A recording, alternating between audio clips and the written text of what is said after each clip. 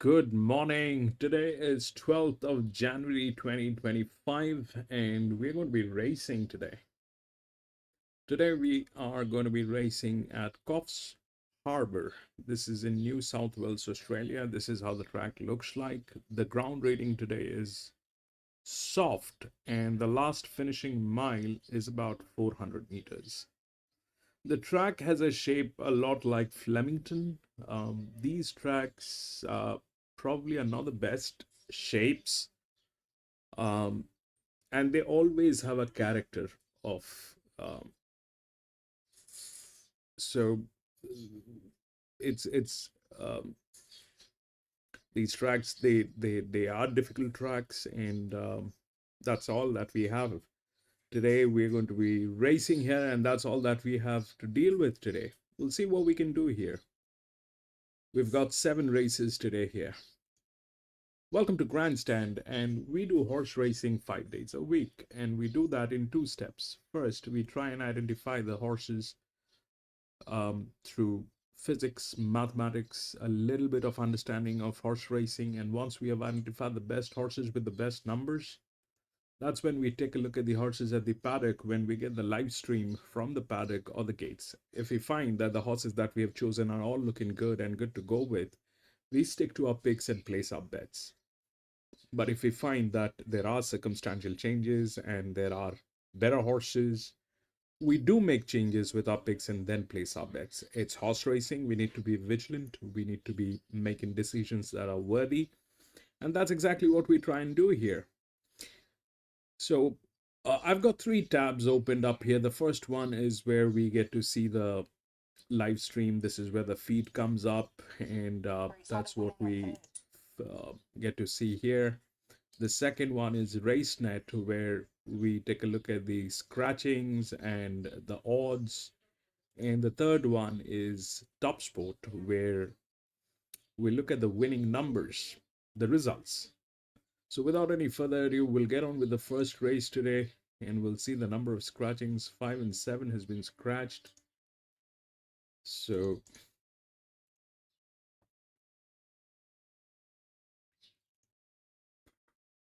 800-meter, and it's a 2-year-old maiden.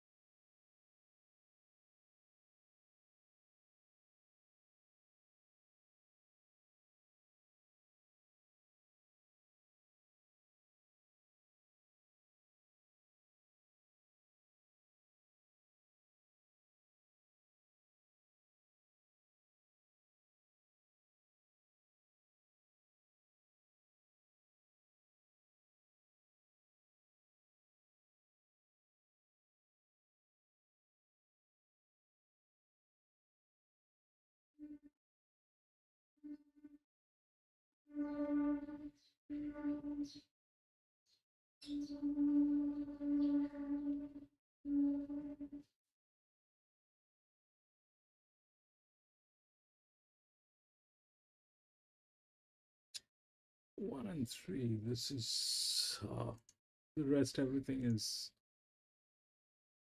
one and three. See what are the odds like?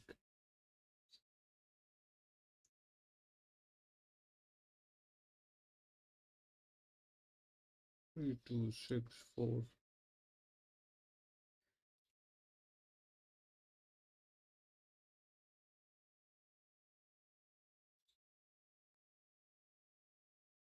3264. 324. They don't have the one. So this is like this. These people have they're the highest. Uh, they've got highest problems.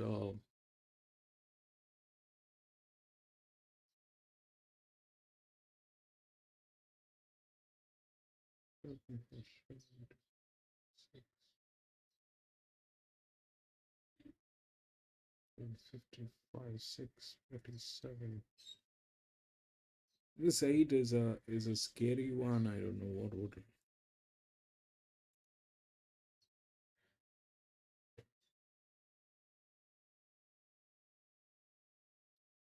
647.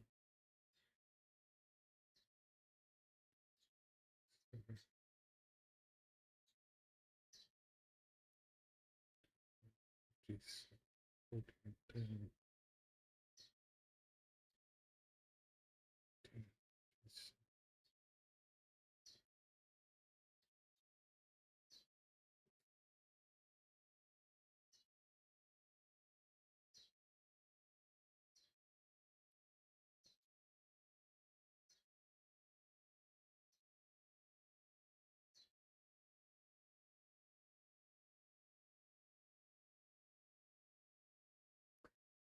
these are the best people, and they're the second best. 3 and 6, 3 and 6.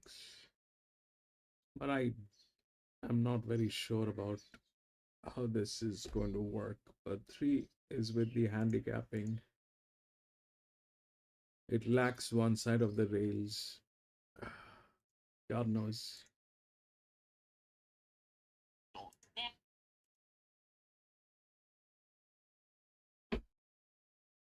Jimmy, welcome back. Alice, welcome back. Good evening, Alice.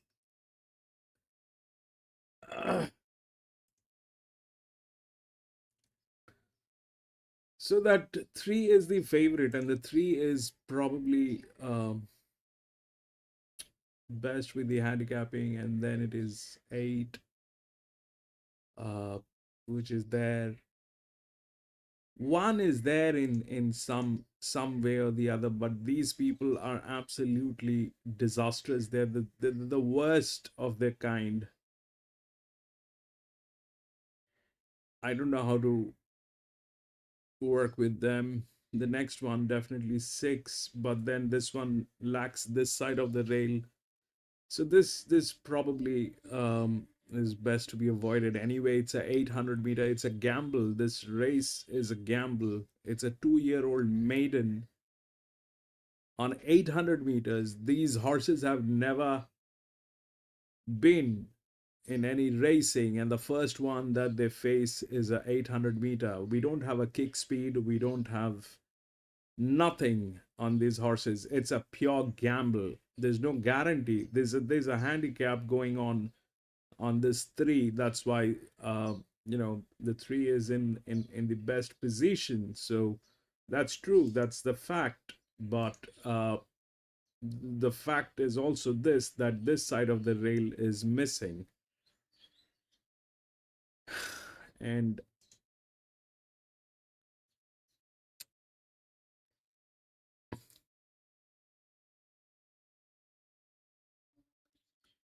I heard, how did you do that, Jimmy? What happened? John, welcome back. Man, what a day. Yesterday was like one of the most ridiculous days. Moving furnitures. Jimmy,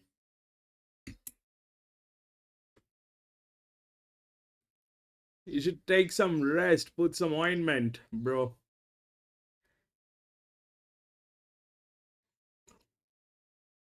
Oh man,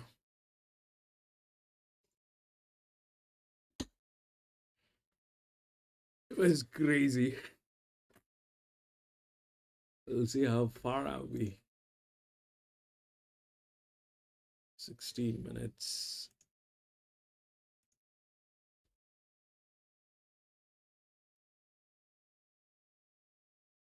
Yeah, take some rest.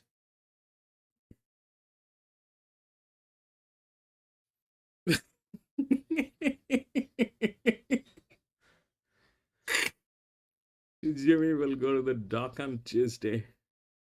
That's a good idea. John, yesterday was a mess.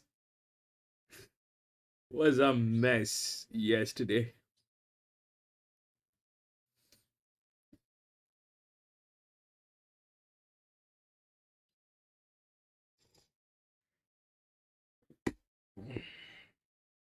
They're showing it could. I mean, while in the morning I was looking at the weather, they were saying uh, it is supposed to be clean today here at Coffsharbour. The weather should be weather should be clean.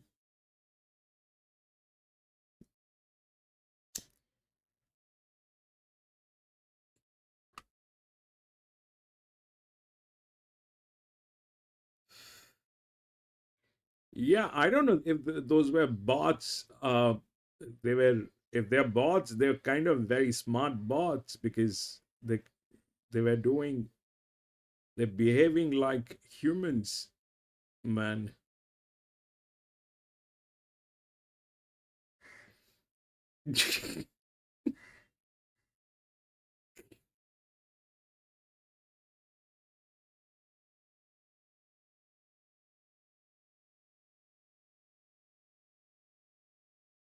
Jimmy in his bathtub with Triple P.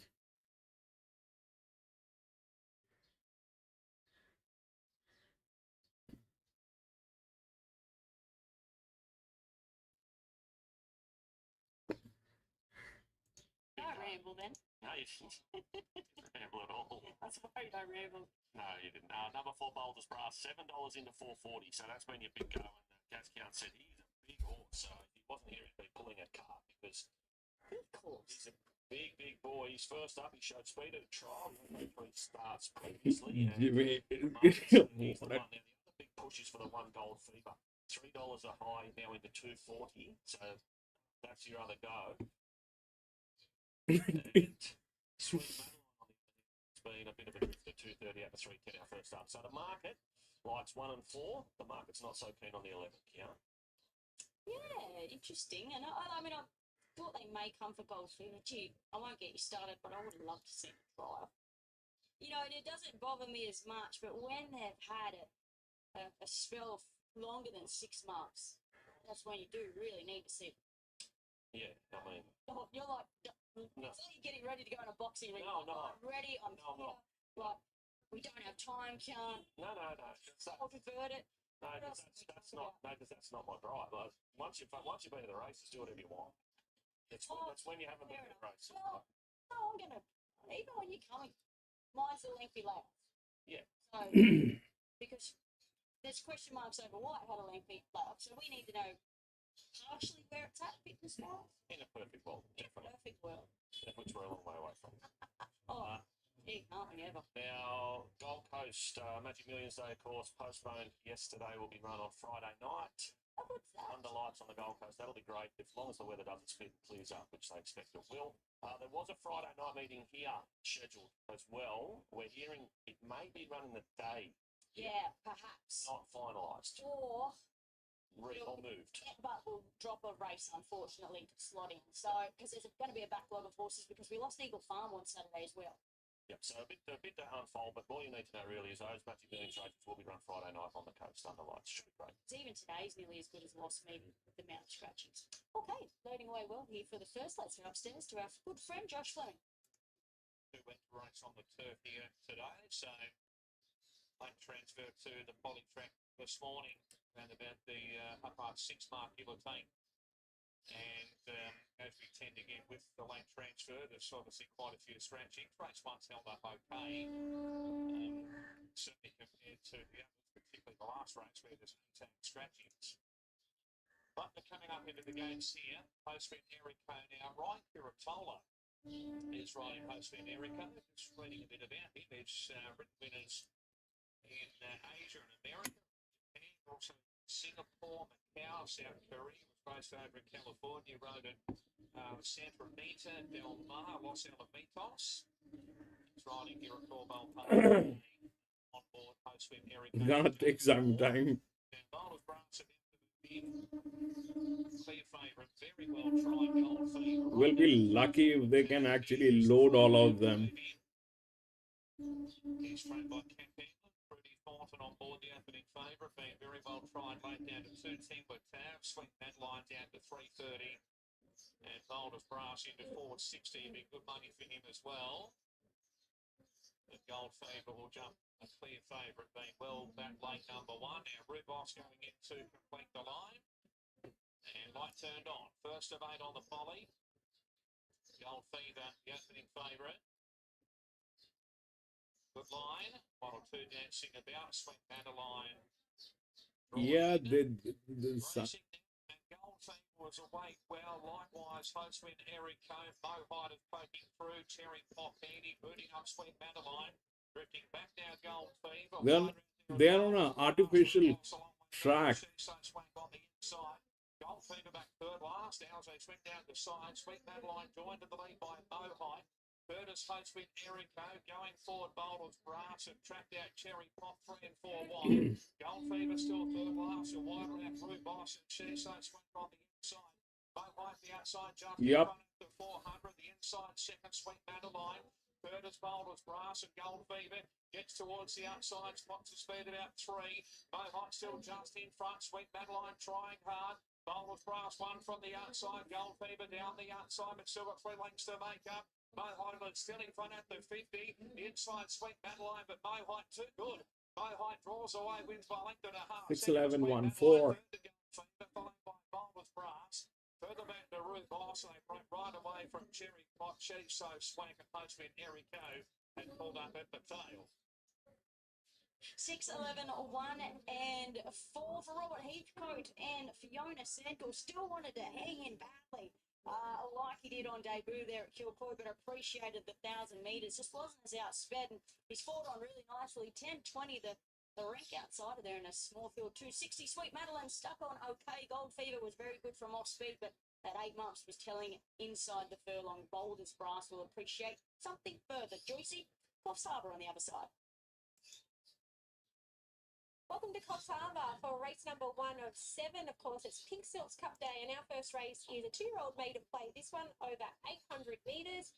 First horse we are looking at is the one All Too Silent for Tony Ball, and Leanne Boyd will claim 3 kilos here. He's had one trial, that was back on the 22nd of October, where he finished 4th. He was beaten around 7 lengths. He's nice enough type, isn't he? He's a little bit up on his toes. He's very new in the yard. I thought he travelled better than the stablemate, but the stablemate got the best of him late.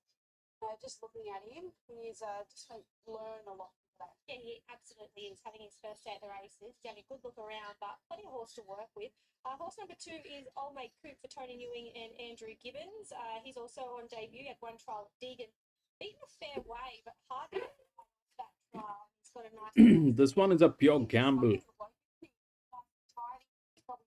a little bit smaller than a few of the others in here, but as you said, hard to get a guide off that trial, but wouldn't be surprised to see him show a little bit more over the 800 metres. We move on to our short price favourite. This is a 3 Shaggy for Alan Keogh and Aaron Bullock. He's had one trial to prepare him for today. That was at Newcastle. He won the trial by 3 lengths. He led. He was given a squeeze at the top of the straight and then put back on the bridle late. He walked in nice and relaxed. He is getting a little stirred up now, but he's one of the standouts for me from the yard. Lovely little type, isn't he? This gelding by Sandbar. He knows what he's here for. He's up on the top. He's ready to run. He's going to be very hard to beat today. Smoky Saint is the 4 for Neil Godbolt and Liam Blanche, claiming 1.5 kilos. He's had one trial at Port Macquarie where he was beaten 5.5 lengths. He got back up, but he responded okay. Looks like a horse that'll perhaps strengthen with next preparation. Yeah, probably only lightly framed, but looks forward enough and has had the benefit of actually getting on a soft track in the trial. So that's a positive. And that was a class 3 trial that was beaten 5.5 lengths in. So not completely out of it. I just can't see him beat the winner. The second of the Tony Ball runners is the 6 Northern Glow for Courtney Ferris. She went around the same trial as the stablemate there at Newcastle. She was beaten 5.5 lengths. Thought she responded okay when she was given a squeeze. She was just raw. She was all legs. She was asked for an effort and did find something late, which is another one that's going to be the benefit of it today. Just a few of these horses really feeding off each They're other. really young horses, these are. They're not even developed properly. Gobble and Luke Rolls. This filly went around here a couple of weeks ago, and I thought she was great in an open maiden. She was called wide the trip. Back to 2-year-old company today. She trialled up really well prior to the first up run, and she is the ultimate professional. Yeah, she is, isn't she? She's not getting sucked into anybody else's antics. She's just minding her own business. Looking at her physically, she's still, although she's head and shoulders bigger than everyone else, she's still 6 months away physically. She's very far down in the wither. That's how our runners looked in the yard. Shuggy, our short price favourite, remains at $1.30. Old Mate Coops on the second line at $7.50. Northern Glow is currently an $8.50 chance. Smoky Saint is at $12, and Water Rush is at $15. Tony Ball has two nice chances here, and Blue's going to find out about their chances. Well, All Too Silent was up on the toes, having a bit of a game of it in here. Yeah, he just thinks it's a game. He's still learning. Look, he'll run a good race. It depends how hard they go in front and leave him standing. He'll be getting to the line strong, but, you know, he's one to look for later on. Looking at him in the stablemate, he probably travelled better, but the stablemate responded better when asked for an effort. Yeah, exactly. Yep, correct. Yep. Expecting much from the stablemate, Northern Glow? I've told her wherever Aaron goes, make sure she's at his girth. Make him work hard so we can only try. Absolutely. And in the cup, you've got three there, Jungberg, Rory Run, and also Debussy. Jungberg, he'd love to get this on the ground today. Yeah, well, you've got to remember last year he only got beaten neck and come from last, so he's first up again today, Courtney taking 4 off him. He'll be a big chance. Run, Rory, Run. Clearly, your rain dancing work.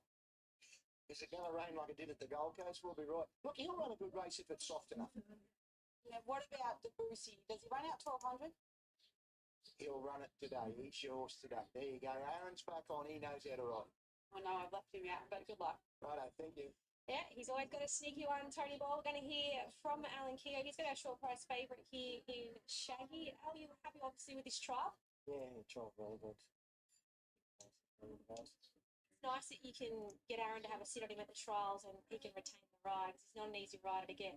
It's very hard to get Aaron. I think Aaron's seen him the week before the trials and jump out.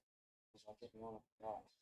He looks like a horse that's ready to go, nicely put together, and he's got a good attitude. Yeah, he's just real natural, real pleasant. All bred little things are after doing that race. What about your other runner, Lease? He's had 2 runs back. Yeah, he should be good. He'll get unlucky. Dog was that speed battle. It's still tough to line. I've got better bloke for horse. But throw it up, it should be two different boxes. 2 nice runners. Good luck. Thank you. Yeah, wouldn't believe it. I think Alan Keogh off camera, he's the most talkative bloke you ever meet, but it's like drawing blood from a stone when he gets in front of the camera. But 2 nice chances today, and he just turns these horses out in terrific order, and today was no exception. Yeah, no, he does a good job with his team, Al, and this horse looks very hard to beat. Shaggy, 3, 2, 8, 6, clear standout for me from the yard. He's a beautifully put together gelding. He looks ready to go. I guess the question mark is, does he handle the soft track? But he gets the advantage of the rail and first use of the track today. Old Mate Coop presented well. Hard to get a guide off his trials, but he looks like he's done enough work at home off that one trial. I think the big improver is Water Rush. She's such a nice filly to look at. She's got a great demeanour, and she comes back to 2-year-old company here today. That'll take her a long way. And I've included the 6 Northern Glow. She thought she was the best of the Tony Ball runners with the 4-kilo play for Courtney Ferris. 3, 2, 8, and 6 is how I've ordered them. Yeah, 3, 8, 2, and 4. I think that their favourite is head and shoulders above the rest. I'd be very surprised if it doesn't win by panels. It just needs to handle the track, but I'm sure they would bring him here if they didn't think he could. The 8 Water Rush, as you said, excellent demeanour. She was so professional in the yard and just drew a line through that debut run. Nothing really went right. The 2 Old Mate Coop, he's a nice little type. He's very well put together. And Smoky Saint was nice and professional also. She's only petite, but she's well put together, and she did look forward enough for this. And although beaten 5.5 lengths in that trial, there was a couple of Class 3 horses in that, so she could do something. 3, 8, 2, 4. Yeah, not a lot happening with the market. Our favourite just continues to firm into $1.18 now, so incredibly short our favourite. And with that, everything's drifted. Old Mate Cooper was a $5 chance. This for $5.50, I should say, this morning. Now out to $8. Northern Glow's got out to $13. Smoky Saint out to 15, 17 now, I should say, and Water Rush is out to $16. So Shaggy is one-way traffic here. We kicked the day off on a soft 6. Incredibly, like we mentioned, this track was predicted to receive 20 to 40 mils yesterday and also Friday. And they only got 6 mils overnight, which is remarkable and really good for the club because they get a lot of rain here at Coffsharbour. This is a really important day, being Pink Silks Cup Day, of course, the 19th annual running of this race. And they've got a great crowd on track already. They really do, and obviously they have the prizes they give away post-race for the girls, and really nice to see the Jarvisons continue to support it and sponsor it, and it's just great to be able to build, I suppose, interest around the cause. Yeah, you're right.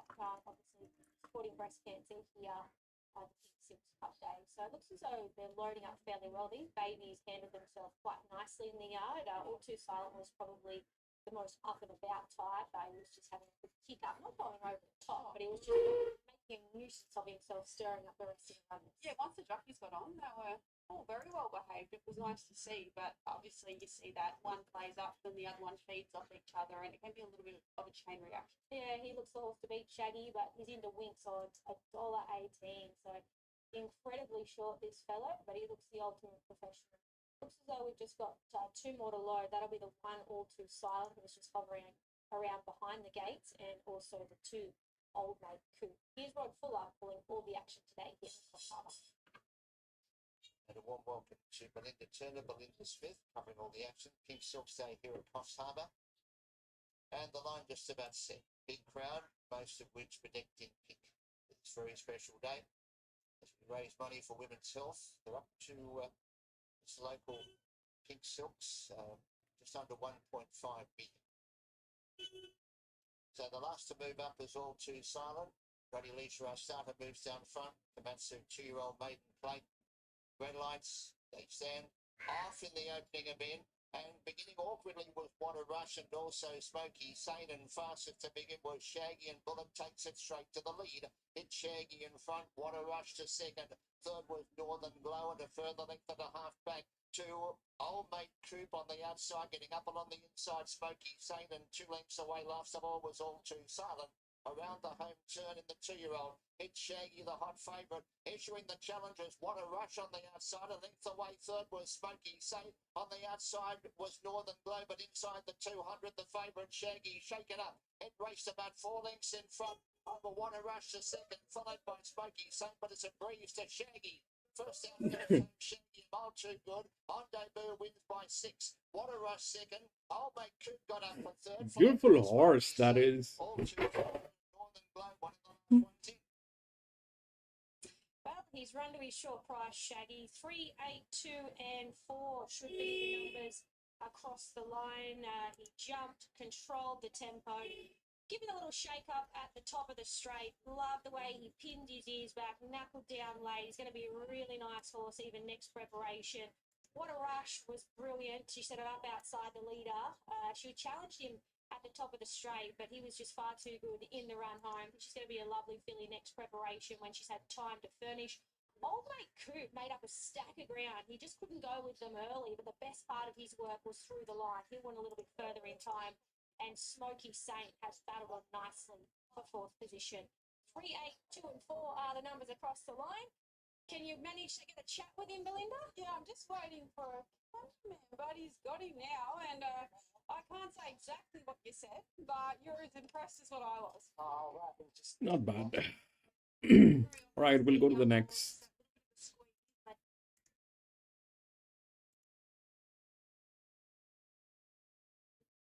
Two 912 scratched.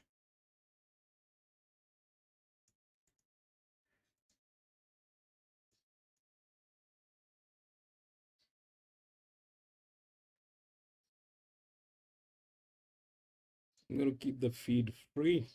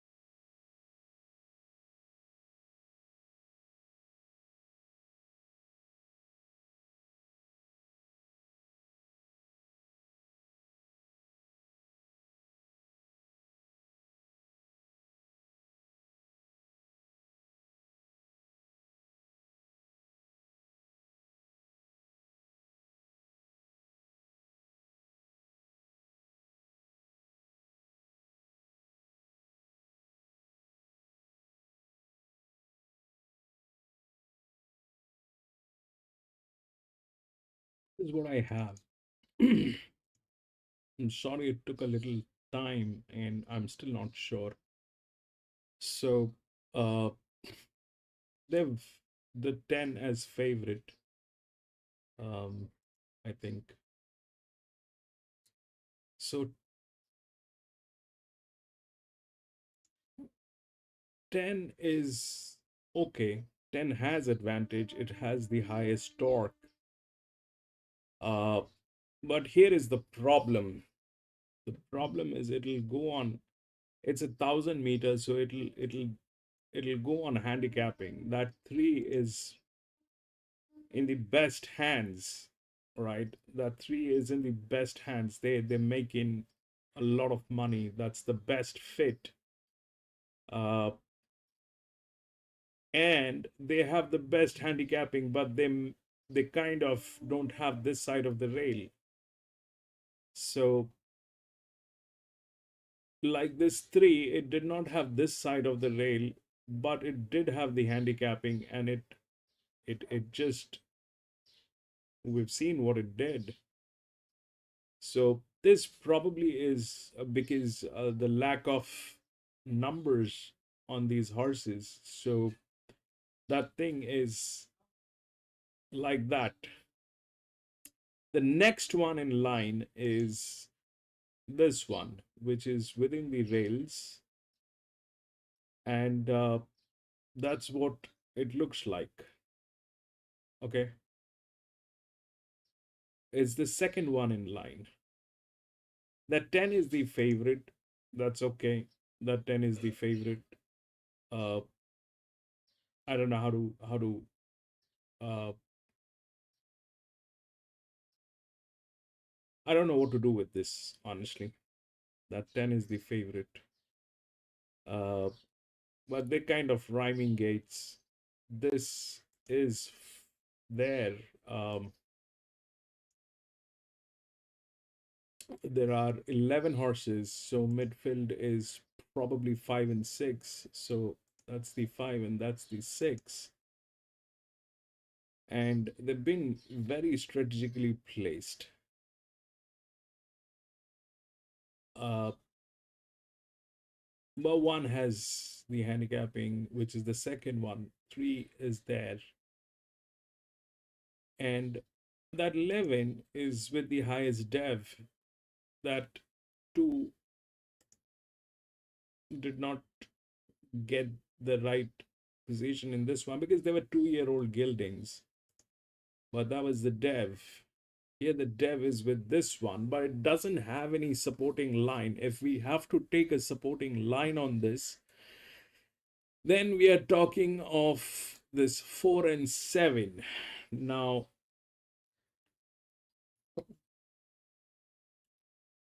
if that happens, then we are upside down. If that happens, then we are upside down. So the 11 is there, but the one which is within the rails is this one, and the other one is this one. 1 and 10, both within the rails. One has the handicapping. Out of these two, this is in a better position. One is in a better position, but above all, that 3 is in a very lethal position. The problem with 3 is it has got 8 runs, but it doesn't look like it has done a lot of stuff. It doesn't look like it has made some significant achievements. It's got 8 runs, wherein the others, if we look at, they've got 9 runs, 7 runs. They've got some stuff going on, but that 3 has not done anything. But this is kind of, I don't know what to make of this. If uh, that's the best fit, this horse is the best fit. But the next one in line is definitely 1 and 10. These are within the rails, and that's a huge amount of relaxation on that horse. There's a huge amount of relaxation on that horse. Manuel, welcome back, Manuel. Lewis, welcome back. Stella, and a mile back is Fairfax Diamond, likewise Eno Zell beyond the 400. And Bluebird's in front now. Kenny the Baker on the inside has to find. Well, Blakemore Avenue. And further back to Brindle Advance and San Jose Boy weaving, making some ground. I think he's gone here. Kenny the Baker moving up on the outside. Blakemore Avenue. Bluebird's on the inside. Blakemore Avenue, Bluebird. Blakemore Avenue grabbing the lead. The clock will come off. Blakemore Avenue's won by a neck. Second, the Bluebirds, and 3 lengths away. Third, San Jose Boy, followed by Fairfax Diamond. Ain't Sell, Brutal Advance, Kenny the Baker's only one to the line, and that was lengthily Stella. 12, 9, 5 and 3. Nice horse, Blakemore Avenue. Nice win. Always travelling. Was able to take the drop on Kenny the Baker. You just watch Damon watching Jimmy slide across, and Kenny the Baker's been gassed eventually, and he's lucky to beat one home. And this horse has finished off really nicely. Cannot wait to see it on the turf. Joyce, I think she's a really nice filly. She is, and yeah, you're right. It was a lovely ride, a patient ride considering that mad charge for the front. Blue Move stuck on, considering Blue Move's carved up. Blinkers just gave it a little bit of fight. And carved up Kenny. Kenny, I don't know, we're going to have to maybe wait for another prep, maybe. He just hasn't delivered at his 2 starts. And yeah, I mean, we can face value. We are on the poly, perhaps, but yeah, disappointing. He's better than that. Disappointed again today, though. 12, 9, 5 and 3. That takes us away from the second here from the poly track with the Sunshine Coast. Runs in the yard here at Coffsharbour for race number 2. This is the 3-year-old nut super maiden plate over 1,000 metres. Horse number 1 is El Beagle for Jeremy Sylvester, and Shea Wilkes will claim 2 kilos. He's first up today without a trial, and he wasn't far away at his last few runs at the end of last campaign. Yeah, he's an interesting one because he did threaten the winner race. He started short price favourite on a couple of occasions. It's been nice to see Bodie Boy come out and win again in nice style up in grade first start. But I just did query him on a soft track. His only fail for Jeremy last prep was on a soft hard surface. Waterpark Creek is the 3 for Sean Harvey, and Lauren Van Tyne claiming 3 kilos. He's had one. He had the run of the race last start at Wyong. I thought he only battled beaten 4.5 lengths, but he's up on the toe and he looks well. He does look well, and they just left him a bit flat-footed when the sprint went on. They really walked early and put the foot down. So back to country grade should only help. Number 4 is Intense Steel for Kathleen Road and John Grisdale. He's had one trial of Kemsley. That was back on the 30th of July, where he was beaten around a length. He looked a little green for me when he was given a squeeze, and he is a little new in the yard. Yeah, he's looked like he's done enough work though. I thought the trial was a pass mark. Yeah, I think he's something a horse we'll learn a bit about today. Egyptian Lass is the 5 for Terry Comerford, and Tegan Warsnott will claim 1.5 kilos. I didn't mind her trial where she was beaten 2.5 lengths, big bodied mare. Yeah, she is nice. She looks like she'll strip a little bit fitter from this, but really well put together, and there was a bit to like about the trial. Enough Pills is the 6 for Tennille Ranger and Sienna Grimer. She's an on-speed mare, and she's been really good all preparation. Yeah, I think she's just her best asset is a high cruising speed, so I'm really hoping they get on their bike early and put her into the race. Magic They Say is the 7 for Brett Bellamy and Ben Looker. She was runner for legs here, first up at 800 metres, so she steps up in trip. Yeah, I thought she was open to improvement here. She had to go back from the gate, so stepping to the 1,000, I agree with her. Mum Knows is the 8 for Paul Smith and Aaron Bullock. She resumes today without a trial, and she was placed at the end of last campaign before heading out for a break. She looks like she's done a bit of work. Obviously, she's been here for a few of those sneaky jump outs. I thought she showed enough last preparation. I'm keeping an eye on the market here.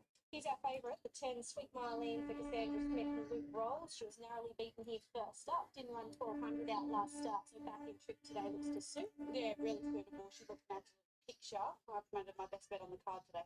Sweet Sonoma is the 11 for Brett Bellamy and Michaela Rear. She's first up without a trial. She did get out to the mile last preparation. Tony Creek will not run. Capital Jacinta is the 13th for Neil Godbold and Leah I don't know, Sony. She is. I thought the first trial was good last preparation. They won this prep, left a bit to be decided. She gets the concussion plates on and Maine had a bit of luck from the gate. And to round out the yard is the 14, Miss Race C for Brett Bellamy and Courtney Bellamy claiming 1.5 kilos. She needs to be gimped.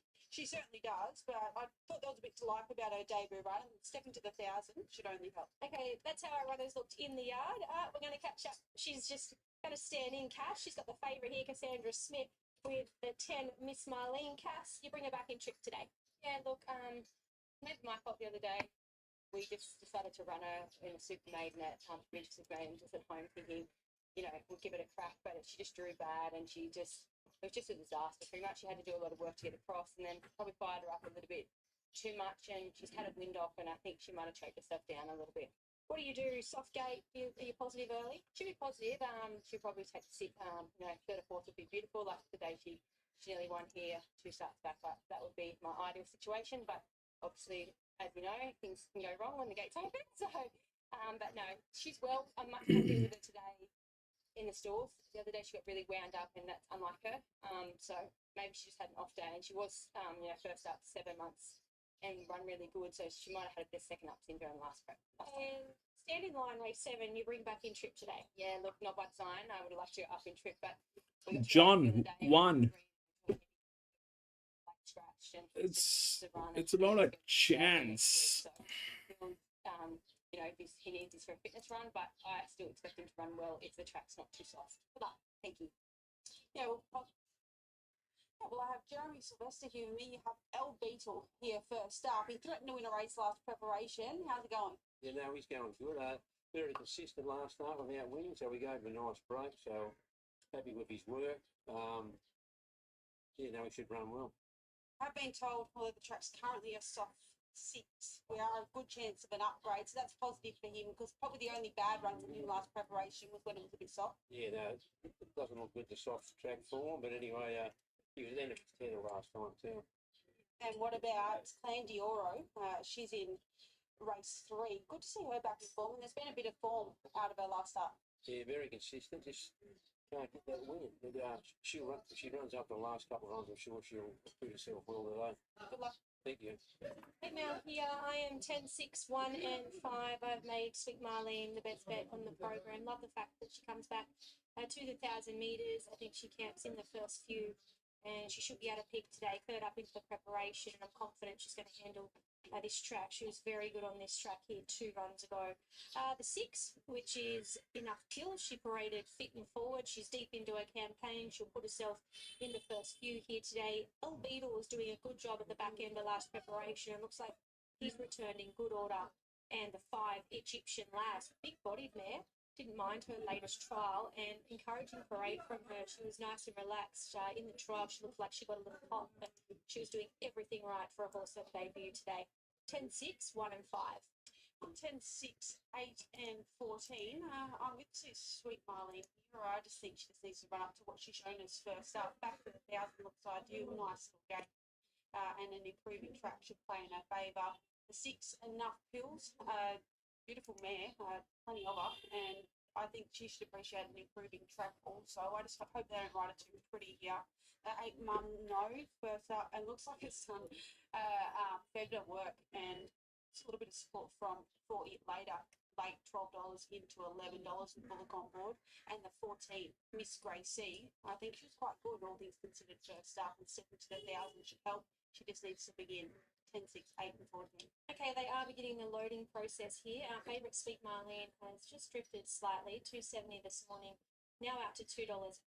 Enough Pills is a horse that's firm, $3.80 into $3.50. El Beetle also got out to $4.60, now back into $4.40, so kept safe with the third line of betting. Waterpark Creek is currently an $11 chance, and a little bit like money coming for the home track horse Mum Knows. It's been $15 into $12 late. Yeah, she was probably the one I really want to lay my eyes on, and she does look like she's done plenty of work. So positive booking with Bullock going on, and be surprised to see her run a nice race. It's showing up last preparation. I don't like the drift for our favourite Sweet Marlene. She's now out to $3.10. Good luck for El Beetle, mate. First up, looked like he's done plenty of work.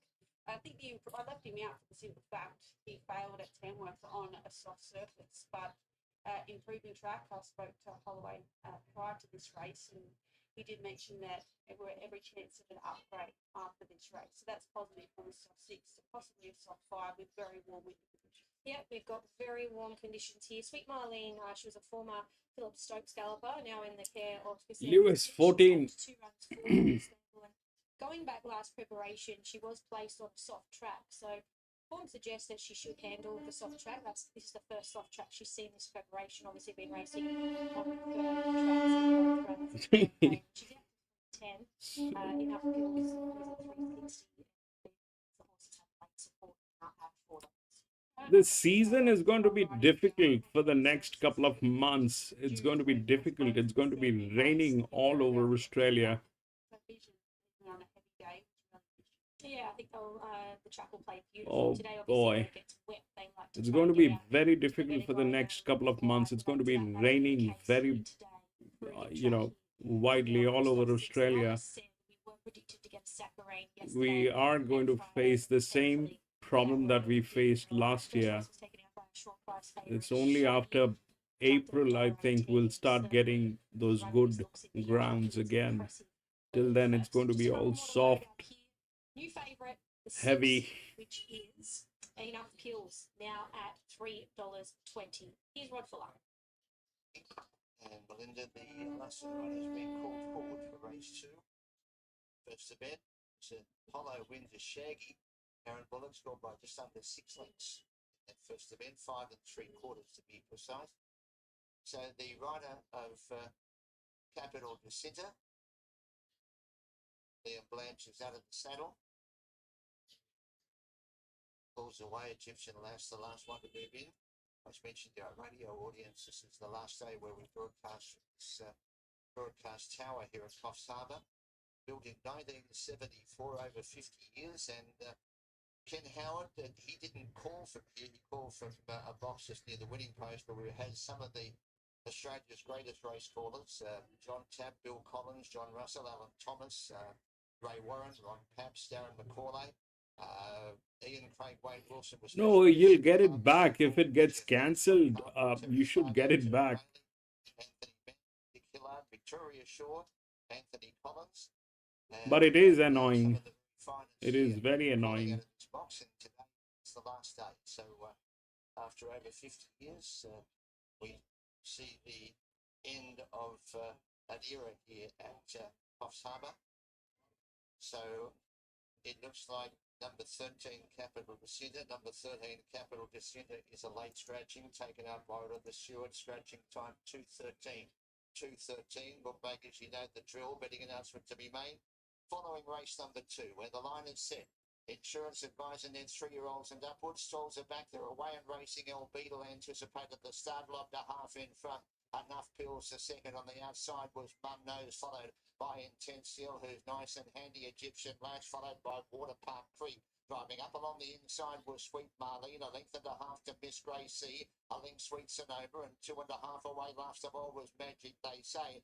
Enough Pills leads up towards the 600 out by 2. Mum Nose second, Intense Dealers third, followed behind those Sweet Marlene, followed on the outside by Water Park Creek. Egyptian Lasses planted deep. El Beetle, it was beaten thereafter, beginning well. A further length and a half back to Miss Gracie. Into the shred, it's Enough Pills in front, full of running. It's out by 3. Over second, Mum Nose. Up along the inside was El Beetle. Also there was Miss Gracie, and on the outside was Sweet Marlene. But it's Enough Pills striding away. Second, Miss Gracie, but the block comes off. It's Enough Pills, a mile too good, wins by 4. 6:14. Front and third, Beetle or Mum Nose, followed by Sweet Marlene and also Sweet Sonoma. Behind those Egyptian Lash, followed by Water Park Creek, Intense Steel. 6:14 and what? Was Magic, they say. The late scratching at the gates, number 13, Capital Jacinta. The money was right for the 6 Enough Pills, heavily backed late, and she gets the money for Sienna Grimer and Tennille Ranger straight to the front. She give her a nice little breather in the middle stages, and she get a good kick at the top of the straight. Win number 1 today at start number 14. Miss Gracie was much better into second position. She appreciated the step up in trip. Third and fourth, it's close. Back towards the inside, we had El Beetle doing his best work late. Likewise, it was Mum Nose who was first up this afternoon, but well supported in the market late. Enough Pills, and she gets out of Maid and Company here today, and Belinda's going to catch up with our winning trainer. Well done. She's been threatening to win one, but she seems to come off the bridle early. I think the aggressive ride really suited her today. Yeah, I think Sienna's just in form at the moment, so we're just really happy to have had her on today. and the claim just helped, I think. But yeah, we've just had wet track after wet track, and you know, that's just how it's been panning out for us. But today we got it back on top of the ground, and yeah, it was tough too. She set the speed and she just kept running. Yeah, no, she's a very tough mare. She's really, really horrible. She's a horrible horse. She bites, she kicks, she's horrible. She hit it well today. She looked like a little lamb in the yard. Yeah, no, she was really well paraded. I was really surprised because normally we get the pony for her because she's a horror. But no, today she was really well behaved. So yeah, I think she's gonna take a lot of confidence out of this from today. So yeah, I'm shaking. I'm so happy. Nice to see you. Well done. Thank you, appreciate it. Thank you. Yeah, she was well supported in the market, enough killed, and she was too good over the final stages. Numbers across the line here in race number 2 at Coffsharbour are 6, 14, 1 and 8. Only the 5 runners for race 2, which is our Pelican Rocks Cafe, the 1,000-metre class 3, and there's a few scratchings here. So we will kick off the yard with our top weight, the 1, DeBello for Gary Portelli and Claire Ramscotham claiming 2 kilos. I think this horse is a great chance today. He's first up, and he is only 1 from 4 first up, but important to note that he typically contests much tougher races than what he faces today. We haven't seen him trial this time around, but we have seen Gary Portelli produce a few horses first up without a trial that are racing well or winning. So I don't really hold any concerns there. He has one on a heavy track. He can be a little slow in the stride, but I think in a small field that won't matter today. The 2, Starlight Girl from Matt Kelly and Karai Keating's claiming 1.5 kilos, which sees her carry only 58 kilos. She's a mare that's second up. I think she's got a bit of ability, but she can just be a bit of a problem at the barrier. Doesn't make sense. It doesn't make sense on that 6, but it's a maiden race. It doesn't make any sense on that 6 or that 14, but uh it's a maiden race, but it definitely doesn't make sense. I don't know how that happened.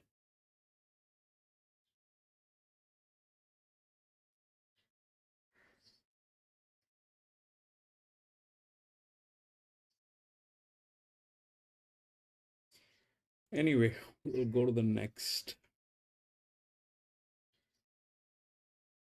5 scratched.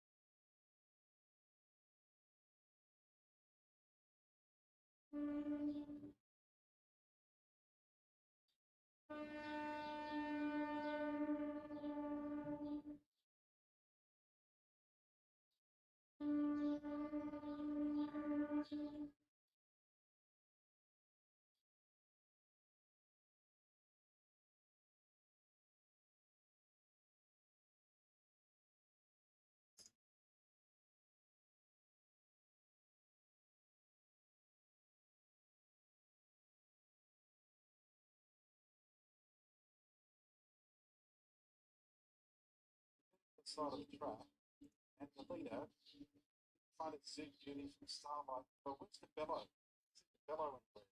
So come up to the home turn. The bellow may have stayed in the gates here. The leader is Zoo Beauty from second, the outside Starlight Girl, Jacob Joe, and on the outside it's Boda Kuna as they swing for home. And Alicia Collett has this under a tight grip, that being Zoo Beauty. It's a couple in front of second Starlight Girl. Boda Kuna runs on the outside. Jacob Joe underneath them. In front, Zoo Beauty. Boda Kuna the outside and Starlight Girl, but Zoo Beauty's in front. Boda Kuna's going to have a last dig. Zoo Beauty in front, held on. Zoo Beauty beats Boda Kuna. Third is Starlight Girl, and after the four that went around is Jacob Joe. I don't know where DeBello is. Stay. Well, that was all over in the first 100 metres. You don't see horses come out of the barriers much quicker than that. She flew out. She found the front very easily. Was really controlled the tempo there under Alicia Collett, and she was able to win there, not quite comfortably, but she won there, paying $2 and $1.40 from the 6 Boda Kuna. As long as he settles, he has quite a good turn of foot. He's paid $3.20 the place. Starlight Girl, every chance and stuck on well for third, no third dividend, and Jacob Joe runs fourth. With DeBello, my on top selection, standing in the gates there, I believe. So more to come from that, but I'd say we'll be seeing him back at the trials. So that's 3, 6, 2 and 7 for race 2 at now.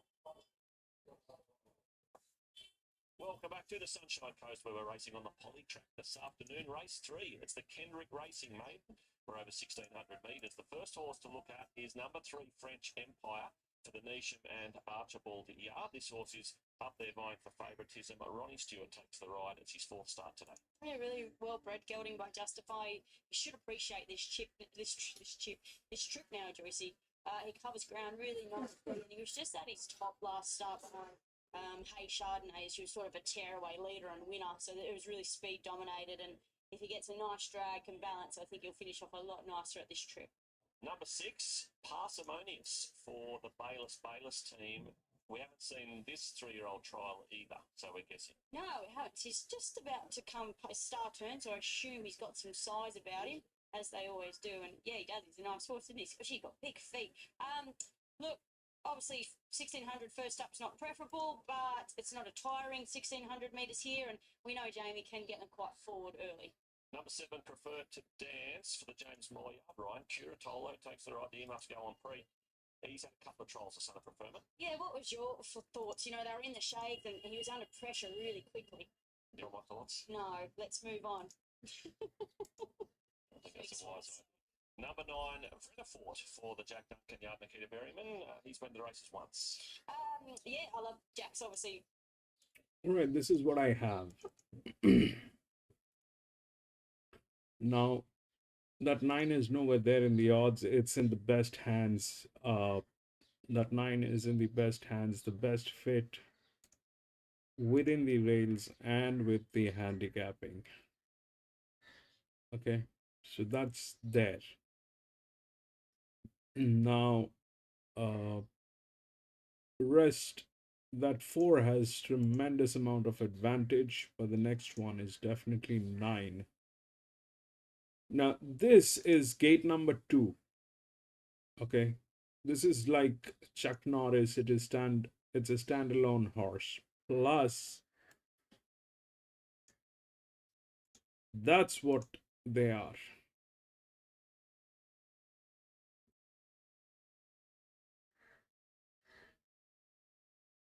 So chances are very slim on that 4 because the people are absolutely disastrous. It has all the advantages that is there possibly, um, but that's what they are, right? That's just numbers. These are the numbers, don't lie. These people are like that. I'm going to be back from the washroom.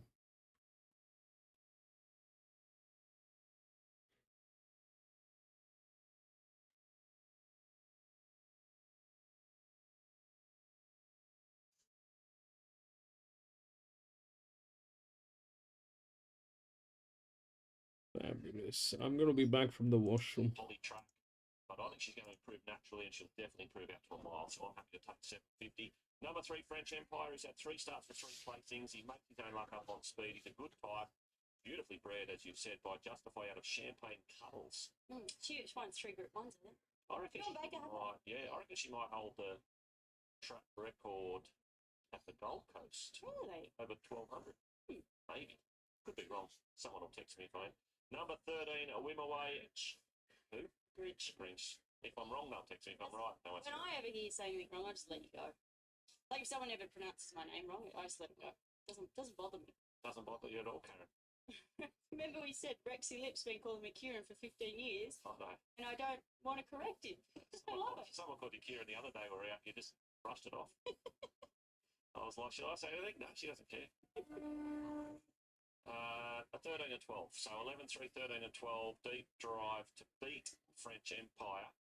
The 2 Waller runners, Wimaway and Humid, are there backing Humid. Out of the 2 Waller runners, Wimaway's gone out the gate. And Humid's in and now favourite. Redifor has been 13 into 6. Yeah. To be going. Our first starter that we haven't seen, which I'm not going to get you to pronounce, Parsimonious. I said Parsimonious when I was sounding it. Yeah, well, that's Simon in the middle. That's how you say it, actually. I do not know. I will find out what you did in tips. Okay, this is a very open, even race. And I can see the support for Jack's horse. Good return. He's the master at mile maidens. That's his thing. Second up, 1600 profiles very nicely. I did go to French Empire. Look, he's never had the flashes of trials, despite that beautiful breeding, but it all suggested he was always going to improve when he got over a bit of ground. You look at the distance he was beat on debut when he was spec to beat Deputise. Now, he ran 3rd, but Deputise absolutely donkey licked him that day, so it's not as bad as perhaps it looks on paper. Ran time as well.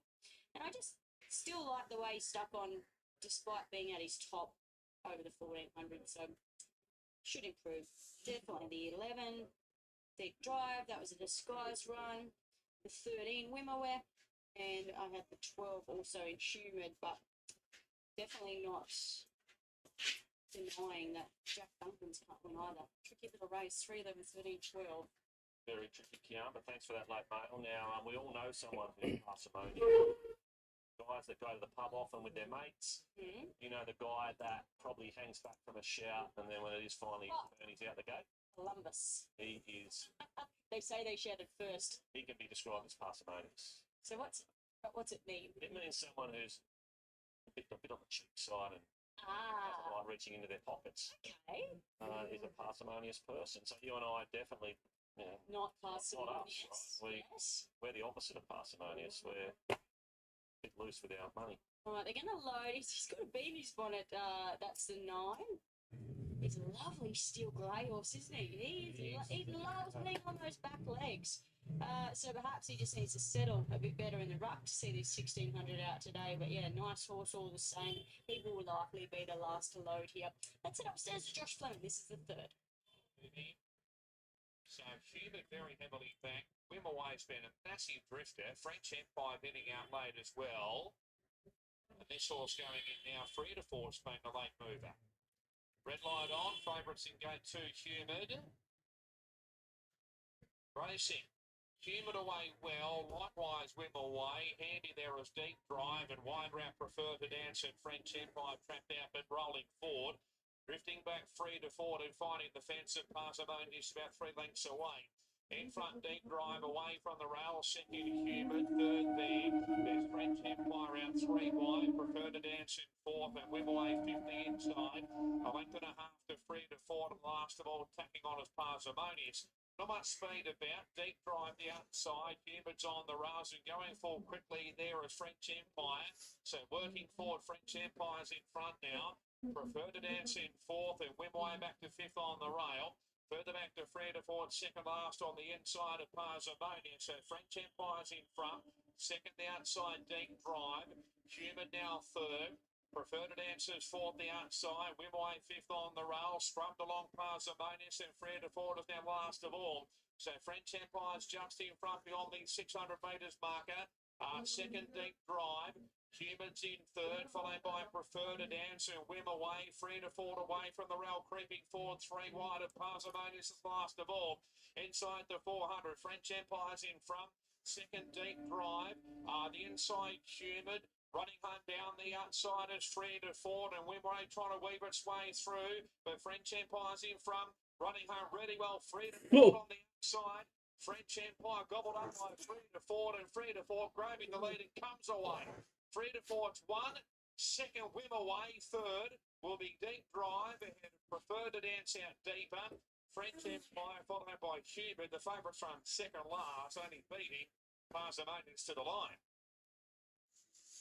Frida Fort, the 9 for Jack Duncan under Nikita Bremen. That was a remarkable win. He sat last, he circled the field, and he was just coming so quickly. You knew a long way out they had the race shot to bits. And when he hits the front, you watch him get past French Empire here. Look at the ears, Joycey. They go from being pinned back to straight forward. He wants to pull up. Where's my mates? What are all these things I can see? So that's good. He's got a lot of upside. He's quite a nice horse. Wimmer runs in for 2nd. Deep Drive grabs 3rd and just waiting that 4th number. Yeah, I think well summed up, Kiana. Yeah, really sort of well noted there that 3 to 4 did half pull up once hitting the front. So it's his ears, they go from completely pinned back to, oh my God, where's all my friends? Well, I mean, it's important, right? Because punters doing the form are only going to see the official margin. Yeah. They're going to punch the numbers into their database. To the algorithm. And you know what? You could probably add another 2 or 3 on. For sure. That was a nice win. You could have won by further. I mean, the fact that Deep Drive came back and ran 3rd, she was going nowhere. Yeah. So, interesting point. He's raw and he's got upside. And he was well back. They smashed him, actually, 13 into 5. So well done to the locals that found that one. Obviously, he likes the poly track, and he certainly did. A few of the others not so much. But 9, 13, 11 and 7 takes us away from the 3rd here at the sunny coast. Back here at Coffsharbour for race number 3. This is a maiden handicap over 1,300 metres. And if you are just joining us, we have had a track upgrade from a soft 6. Now we are racing on a soft 5. So warm conditions and positive signs to see the track upgraded. First horse we are looking at is the 1 Einstein's Theory for Grant Crosser and Liam Blanche, claiming 1.5 kilos. He just raced a little one-paced. First up at Port Macquarie, steps up slightly in trip, but he may want further than this. Yeah, I thought the debut run was a pass mark, to be honest. It was in that $60,000 super maiden. The best bit of his work was late. I do think you'll appreciate the step up in trip and the bigger track here today. Malicious is the 2 for John Shelton and Ben Looker. He looks a pitcher. He's had 1 run for the new stable. He went out to Inverell where he never measured up. He got back a long way, never got into the race. So he's another galloper stepping up in trip today. Yeah, I found it hard to judge him too harshly off that first up run. He was presented without a trial. And and nothing really went right. He was back, he was wide. But draws a nice gate today with a step up in trip, and I'm just wary that there was good money for him on debut with the previous stable. 3 Patriotic Intention, Sam McGarren and Nori Masuda takes the ride here. He was well beaten last start here. He's drawn awfully. I'm happy to bypass him today. Yeah, he's beautiful and healthy in the code. He just made a long, sustained run around them last start here and got a little bit tired, like tidy him up. He's nice and relaxed, but I agree with you. The gate's an issue. Okay, we move on to the 4 Kid Billy, who's making his way back out to the tie-up. So I assume he's having a gear change of some sort. Lynn Thomas and John Grisdale combined with this fellow. He was parading nicely alongside the pony. He drops the 3 kilos, I should say, in the weights today. And perhaps he just felt the pinch, 7 from the 1,000 straight to the 1,400 here last up. And his manners weren't the best either. He was a little keen, so a little bit of a step back in trip. He draws a gate to get a bit of cover. I can see why the money's come for him. 6 Shoot the Diva for Fleur Blanche and Luke Rolls. She's been placed 2 from 3 this preparation. Love the way she found the line late here last start behind Red Spectre, who'd had good support in the market. She finds a winnable race if she has luck from the draw. Yeah, she only has to replicate what she done here last start. Sana, welcome back. Sana. Find out what happened 2 starts ago on the soft ice surface. Acreal Jane is the 7 for Robert Agnew and Sienna Grimer claiming 1.5 kilos. She's been placed 2 from 3 this preparation. I'd be happy to forgive her run last start at Port Macquarie. She got back in an on-speed dominated race. I could see her settling closer today. Yeah, and she has acquitted herself well with a toe in the ground in the past and done here. So gets him with no weight on the back here this afternoon, and she creates a picture. 8 Champagne Maid, Aidan St Vincent and Millie Thompson. She's in her first racing preparation. She was up on speed last start at Ballina, but she was beaten a fair way. They've tinkered with the gear here today, and she parades like a filly that'll be better next campaign. Yeah, she's only lightly framed. She is very late, isn't she? She probably looking at her. She may need a little bit further in time, but that claim is certainly not negative. Jeremy Sylvester and Lauren Van Tyne combined with a 9, Clan Dioro. She's been so consistent all preparation. She's another galloper that needs luck from the draw, but she does possess plenty of fitness here. She presents chalk and cheese to how she did last preparation. She's very lightly framed, but she's much stronger, much more muscled up and racing to her best. She's not good at all. Combs is the 10 for Stephen Farley and Andrew Gibbons. His first up without a trial. He was placed first up last preparation on heavy ground. Don't know what he'll do today, but I think he's a horse to follow. He looks a treat. Yeah, he looks like he's done plenty of work too. He's quite imposing type walking past you. He's big and strong. I didn't include him in my numbers, but you could from the art. A little bit vague is the 11 for Brett Bellamy and Courtney Bellamy. She hasn't been far away in both runs this campaign, although she's had the 9 starts and yet to be placed. I think she's a definite place chance in this field. Yeah, I agree. I originally demoted her because her wet track stats weren't real flash, but with the upgrade, I think that brings her in here. She wasn't all that far off my top pick and draws to get the favours. 12, She's Lethal, Paul Smith and Stephen Cummins. This mare did plenty of work early to find the front here last start. She was vulnerable late, beaten 4.5 lengths. You'd think she strips fit a second up today. Yeah, I agree. Yeah, she was presented without a trial and she wanted to overdo things, but you'd expect that to take the edge off her. She's drawn soft. Maybe have the option to find the back of one today. And to round out the yard is the 13 without merit for Peter Evans and Jeff Keogh. He's been placed in 7 career starts. He's drawn well, nice and fit, but he is getting very warm. Yeah, he's very warm at the home track. Oh, fish. What is that? He comes back home, supposed to find out whether he's trending in the right direction or he's just a wet track. 13. Where is 13? From gate number 1. 7 races did nothing.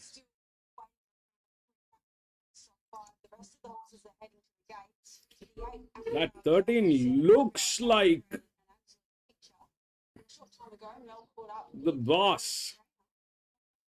That 13 looks like the boss, but it has 7 races, it did nothing. Definitely, she led 2,000 metre races on first and second up, and she just anticipated the start, step slow, and the plan went out the window. And yeah, she was in a race that was suited to the leaders, and she was too far back. And her run was really good. She made ground on the day, and yeah, go well. Would you like to see her settle closer in the run today? Yeah, she should. She should jump with them like she usually does, and she'll put herself in the race and just serve herself well. One thing you do know is she handles this circuit here at Coffs. Yeah, definitely. She's nice. She handles pretty much all sorts. Bondi Profit, race 5. He was good out of Main and Company last up. Most definitely, very hard to do. The horse finished next to him, won at Warwick Farm during the week, and yeah, he hasn't gone backwards. Both of them have beaten up really well between runs and they're both going well. So really excited about both of them, and yeah, very excited about Bondi Profit for sure. You single one out. They're both tracking ready for another win. More than likely Bondi Profit, just because he's pretty foolproof, and you know she's got to get that maiden out of the way before we start to single her out. But yeah, no, he's going well, so probably Bondi Profit. No. Thank you. Six is at a $5 chance. Ackley and Jane. Kid Billy heads the market here at $3.90. On the second line, Shoot the Diva is at $4.20, and Belinda's with her trainer for range. She's going well. She's 2 from 3, and she had genuine excuses when she didn't turn up second up. Yeah, exactly. She's look, this preparation, well, I call it another preparation for her. She's really like turned the corner. She's settled down so much at home, and just absolutely thriving. Like you can see how settled she is, and her coat's absolutely glowing. So yeah, couldn't be more happy with her. So confident today? Yeah, very confident. I'm happy that the track's drying out for her. She is much better on top of the ground. You get to that soft 6-7, she sort of gets a little bit vulnerable there. But yeah, now it's drying out a little bit. It's definitely going to suit her. Race 4, Golden Copper. Probably just didn't quite run out the 1500 last start, but is a winner here and you're bringing back in trip. Yes, it was a bit of a funny run race there at Wollongbar. A bit of speed on and went hard, stopped, and that sort of, messed with her race. But it's not going to worry her dropping back to the 1300. She's well and truly in that, especially from barrier 1, and she'll appreciate a little bit of giving the ground too. What can you tell me about Starzan? A little slow away first start, but I thought found the line nice. He did. He was slow away, and then Ant was inclined to kick him up, which was a bit of a boo-boo because then he over-raced a bit, and he sort of got him out to the middle of the track, and then when he's got a clear air, he tends to run out. So he gave away a good couple of lengths. I really think he should have been finished the other day. So we haven't drawn the best today, but we'll ride him quiet and hopefully see the best of him late. Good luck here. Thank you. Plenty happening with the market. Kid Billy, our favourite, has been $4.60 into $3.80. Money's come for a little bit vague. The 11. She opened up as much as $11. She now sits on the second line at $4. Shoot the Diva has been $3.50 out to $4.80. Acreal Jane has been $5 out to $5.50. And Clan Dior has been $4.40 out to $8.50. Belinda, you just spotted one runner that's made its way into the yard. Going to head out. Yeah, that's Kid Billy. Obviously, they went back, and I'm guessing they fixed some gear or something, but they're rushed back in. They're on the way to the gates now, and he looks to have coped with it all pretty okay. I'm 6, 9, 7, and 12. I'm with the Shoot the Diva here. I thought she was really good here last start. She got a little bit held up, only minor excuses, but I thought she found the line quite nice, all things considered, and gets in nicely after the claim with the 55 kilos here this afternoon. The 9 Clan Dioro has really flourished this preparation, much stronger, and I think her racing really shows you that. The 7 Aprial Jane, I probably was in Tab 2 company 2 back, but last start had genuine excuses and has proven herself here. She's knocking at the door, and the 12 She's Lethal was a little bit warm. The jockey was late to mount up on her, but I thought she could switch off from that nicer gate today. She could run a cheeky race at home, 6, 9, 7, and 12. Yeah, I'm 6, 4, 9, and 7, tipping Shoot the Diva. She paraded very similar to when I saw her here last start, where I thought she was fantastic. She finds a very similar race here today and drops 1.5 kilos in the weight. Good rolls, knows her well. Kid Billy, I think, can improve with 2 runs under his belt now. Just racing in the fierce second up, stepping straight to 1,400 metres. Clan Dioro is a model of consistency this preparation, just needs a touch of luck from the draw. And Apriel Jane, I'm sure she can bounce back. She just got back in non-speed on the race there last start. 6, 4, 9, and 7. We did have a resaddling job going on behind the gates as well, and that was 6 Shoot the Diva. So one of them is doing arbitration, the other one is actually talking about handicapping. One of them is explaining arbitration. The other one, they're with the same numbers as we do. And he's talking about handicapping. Tinkling of running right down the bottom for Einstein's theory. $34 now. beautiful type of horse to walk past us. And he's only had the one race start where I thought it was pretty good in the $60,000 super mating. That was that Gosford meeting that did get transferred to Port Macquarie, and he was just a little bit raw and doing his best work through the line. It's often not easy to make up ground at Port Macquarie, and I think he was very much a victim of those circumstances. But stepping up in trip, I think you can make a case for him on the big track. Probably the gates the main worry with him. We have began the loading process now. Thankfully, we did have a few runners, like you said. Kid Billy had to have something done at the tyre stall, so other runners were mingling around behind the start and started the process now. As far as our speed goes, we've got She's Legal, Champagne Made, Shoot the Diva, our on top selection. Although she's drawn awkwardly, she comes into 8. She probably pushes forward, you would think, somewhere. You'd expect so, and maybe even Real Jane was closer than what she posited up last start. I know Rocky was clear to find a little bit of cover on that occasion, but then she found herself getting shuffled back. So whether they're a little bit more aggressive with her early. The other horse I haven't included, which she very easily could have out of the yard, is the 11. There has been good money for her when doing the form. I was expected to be on the bottom of this track and a wet track. Avishay, welcome to the channel. Is that 11 or 1?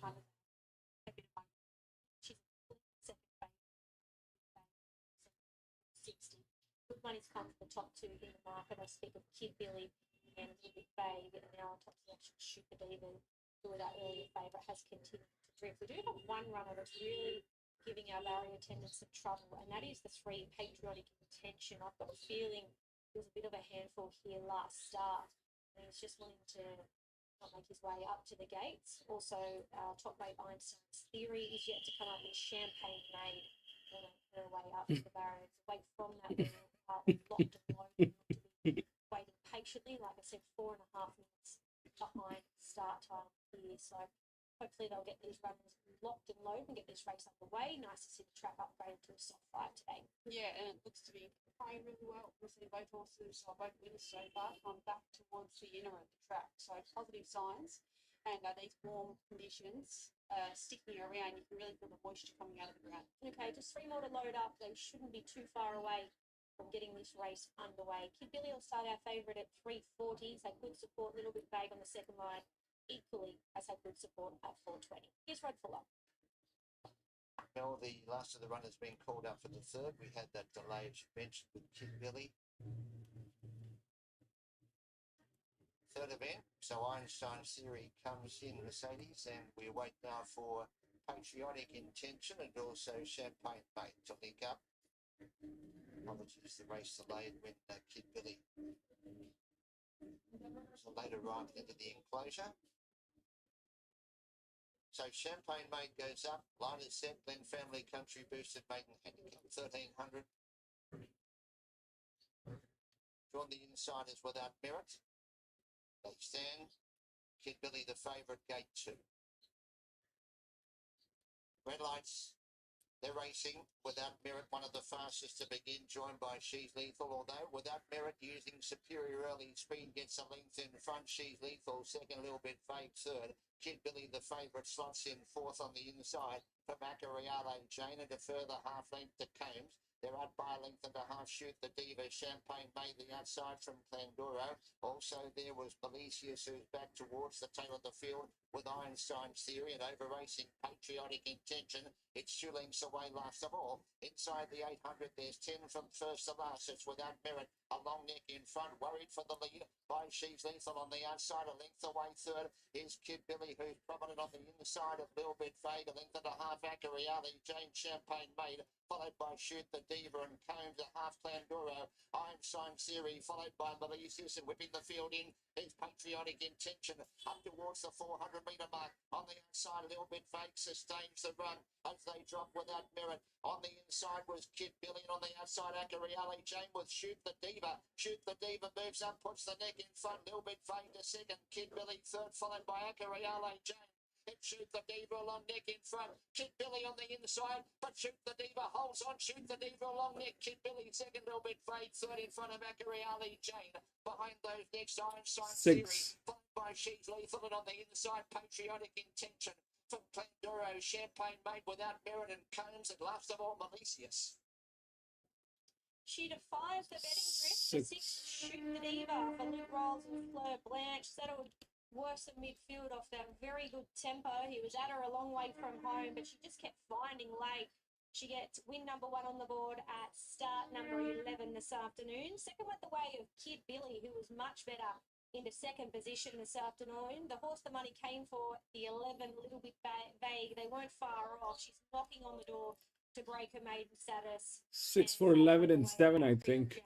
Has run another honest race. But all honest with our winner, she was aided by a nice ride and she gets out of maiden company. She certainly does. And yeah, it was a beautiful ride from Luke Rolls. Nice and composed. They wanted to roll along early. He took the drop. And when they got on their bike at the 600, it really played into his hand. She was strong through the line. She won from that.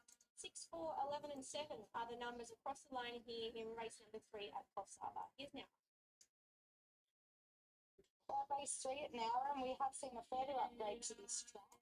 We are now on a heavy 8, and it looks a little bit better than that to the eye as well. They're just skimming over the top of it, so perhaps looking for a further upgrade, as the day goes on. And just news on the last race with DeBello, who stood in the barriers, declared a starter. So as I mentioned after the race, I dare say he will be getting sent back to the trials. You don't want to make a habit out of that. But this is our Bomaderry Bowling Club mile benchmark 66, and just left with the 6 runners here after a couple of scratching. All right, we'll go to the next. With the 1, our favourite, Maracaibo's Son, for Matt Kelly. 158. Kill and a half, which sees him carry 58. He's a great looking horse, so he looks really well, and he's held his condition great from that dominant first up win that we saw at Canberra just last start. He had really been working towards that win. He came into this preparation off the back of a fair few good runs at metro and provincial level. One of his second placings actually came in town on a heavy 9 track, so the heavy track holds no concerns. My only concern coming into today was that he jumps to the mile second up, which he's not yet proven at on top of the heavy track. So he is our favourite, but I looked around him. The 2 is Mega Fight for Robin Luke Price and Robbie Downey to ride. He took a fair while to break his maiden, but he was great doing that 2 starts ago in the super maiden at Baruya, and then he stepped up to a benchmark 66 at Nowra, and I thought it's pretty hard to go from your maiden to a 66 and be able to win again, but he did it quite comfortably, I thought. It was a harder race than what he faces today. 6, 6, 6, Ellis. I think so. We'll take a look at the numbers. 6 for 11 and 7. Pretty hard to beat, again. The 3 and 4 are scratched, so we go to the 5, Shadow Express for Blake and Alicia Collette, who's taken out our first 2 races already. This was his third up. He's had the 2 runs back at provincial level, and I thought they've been okay. He's another horse that's placed on the heavy track. I think he is well placed here coming back to country grade. He should be peaking fitness-wise, and I think from his soft jaw, he gets every chance to improve here. He looks lovely just walking past me now too. The 6 is Takeover Artist for Gary Portelli and Doomben. His 2 runs back. He's placed both times at Orange. I think he's really knocking on the door to win another race, but he has struggled at all 4 runs on the heavy track. So hopefully for his sake, it is a little bit better than what the heavy 8 suggests, and he will need a little bit of luck from a slightly awkward jaw.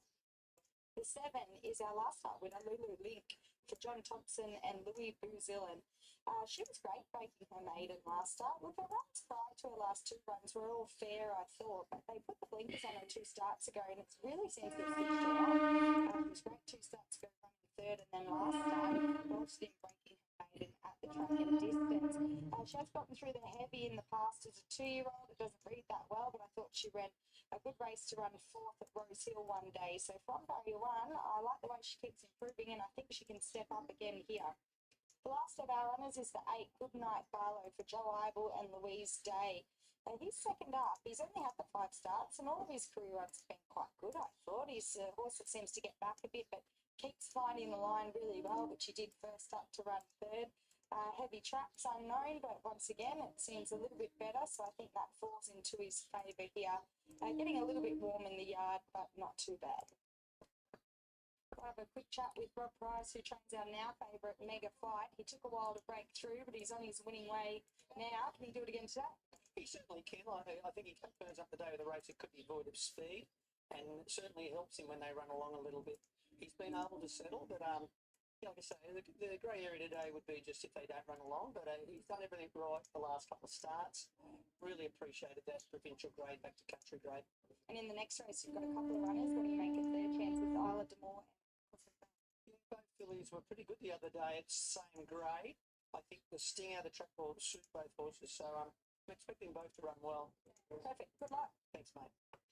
Broad price, as I said, with our now favourite, Mega Fight, who has been well supported, $4 into $3.30, and I like him. I've got him on top from the 7, Lulo Link. I like the way she keeps progressing. I think she can do it again here. In for third, I put the 5, Shadow Express, I think is an improver. Third up, Country Grade, and in for fourth, I put From Kyro's Son, who always looks very well. He's a good looking horse, but as I said, the jump to the mile, second up on it. Just hold a few concerns for me, but Mega Fight well supported, $4 now into $3.10.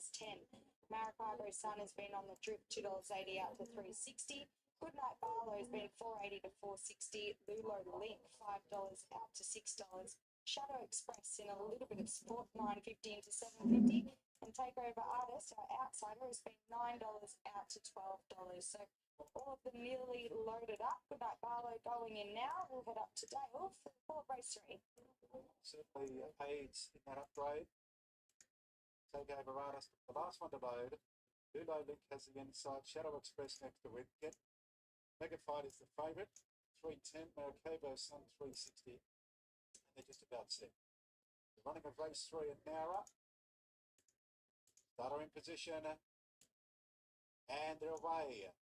Shadow Express began well with Maracaibo Sun, and Lulo Link is going to punch up on the inside here. So it's Lulo Link. Maracaibo Sun tries to come over from the outside. Can't quite cross at the moment. Takeover Artist is deep from Shadow Express the middle. Second to last is Mega Fight.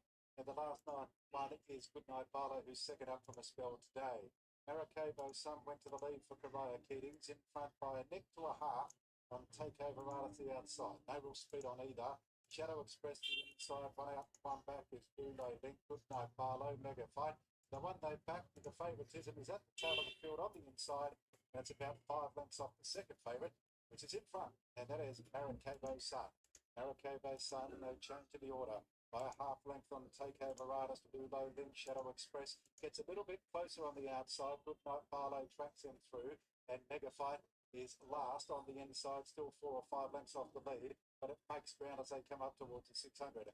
Maracaibo Sun still in front by a half length. Feeling now Shadow Express puts some pace into the race. In between them, Takeover Artist, Lulo Link, Goodnight Barlow, and waiting for a bit of luck now is Mega Fight at the tail of the field. Around the home turn, it's Maracaibo Sun, joined by Shadow Express out in the middle of the course. Back to the inside is Lulo Link. Takeover Artist, where's Mega Fight? It's ducking and weaving in between one of them. It's got something to offer. In front, Lulo Link and Maracaibo Sun. Mega Fight peels off their back. Maracaibo Sun, Mega Fight, Lulo Link. Maracaibo Sun still in front. Maracaibo Sun, yeah! Maracaibo Sun, Lulo Link didn't go straight. It was looking at the horse next to it.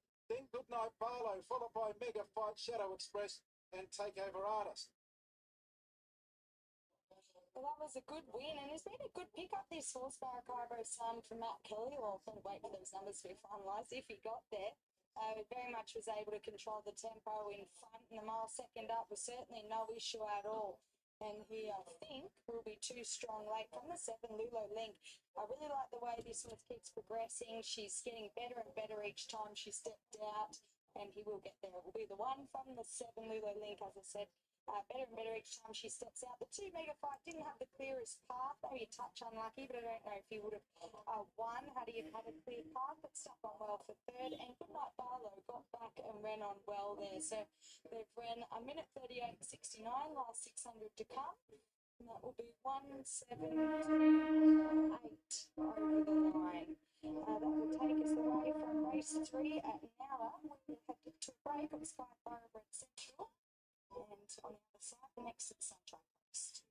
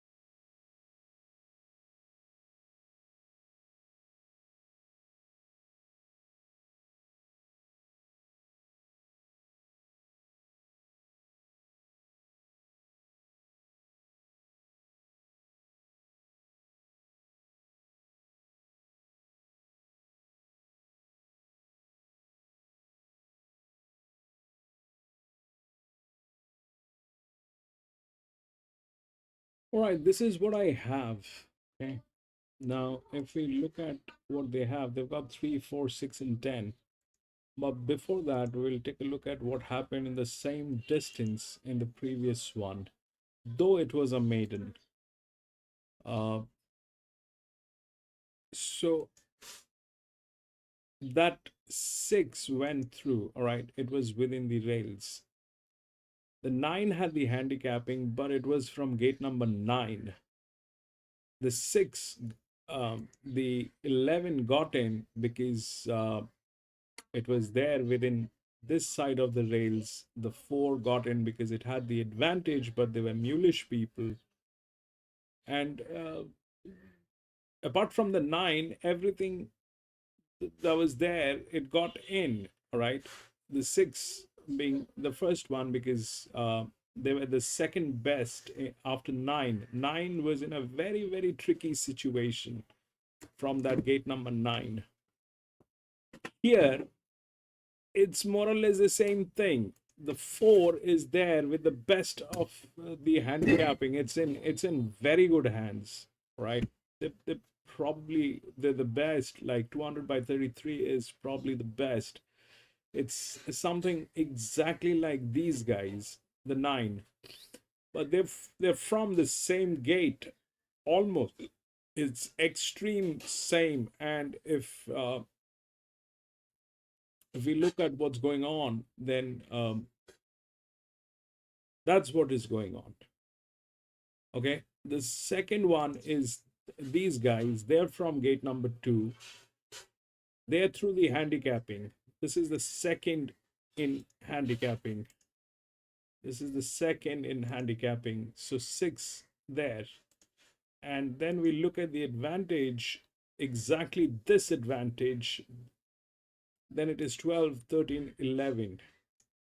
That's where they stand. But they've got 3, they've got 6, 3, 4, 6, and they've got something else, 3, 4, 6, and 10. 10 is this 6-year-old mare from gate number.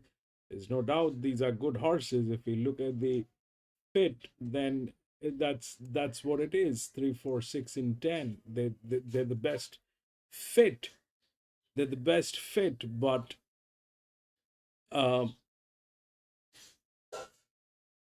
it doesn't work like that. It doesn't work like that. I can still give it a shot on 3 and 6 because they're tailing gates. I can still do that, but they're way out, way out from what might. So it doesn't look great. It doesn't look great. It's a very high risk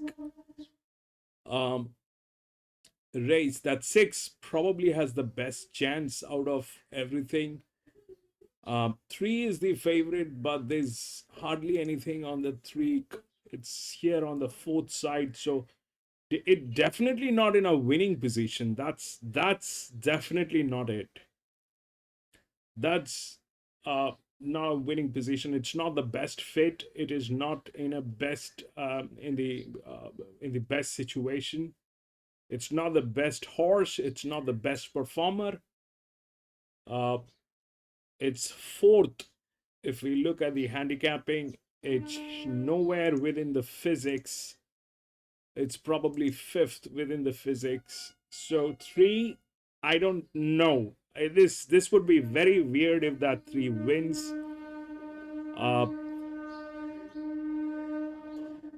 I seriously don't know. And then this one is with tremendous amount of, that 13 is with tremendous amount of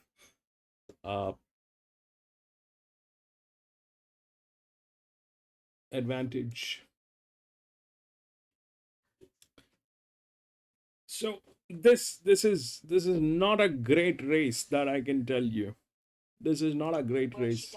Stages, I completely agree. She was out to break land speed records on that occasion. She went far too fierce. She's a horse that always presents very big. That is no different today. Be interesting to see what they adopt to do from the gate. Do they try and ride a little quiet, or do they just let her rip and use her speed to her advantage?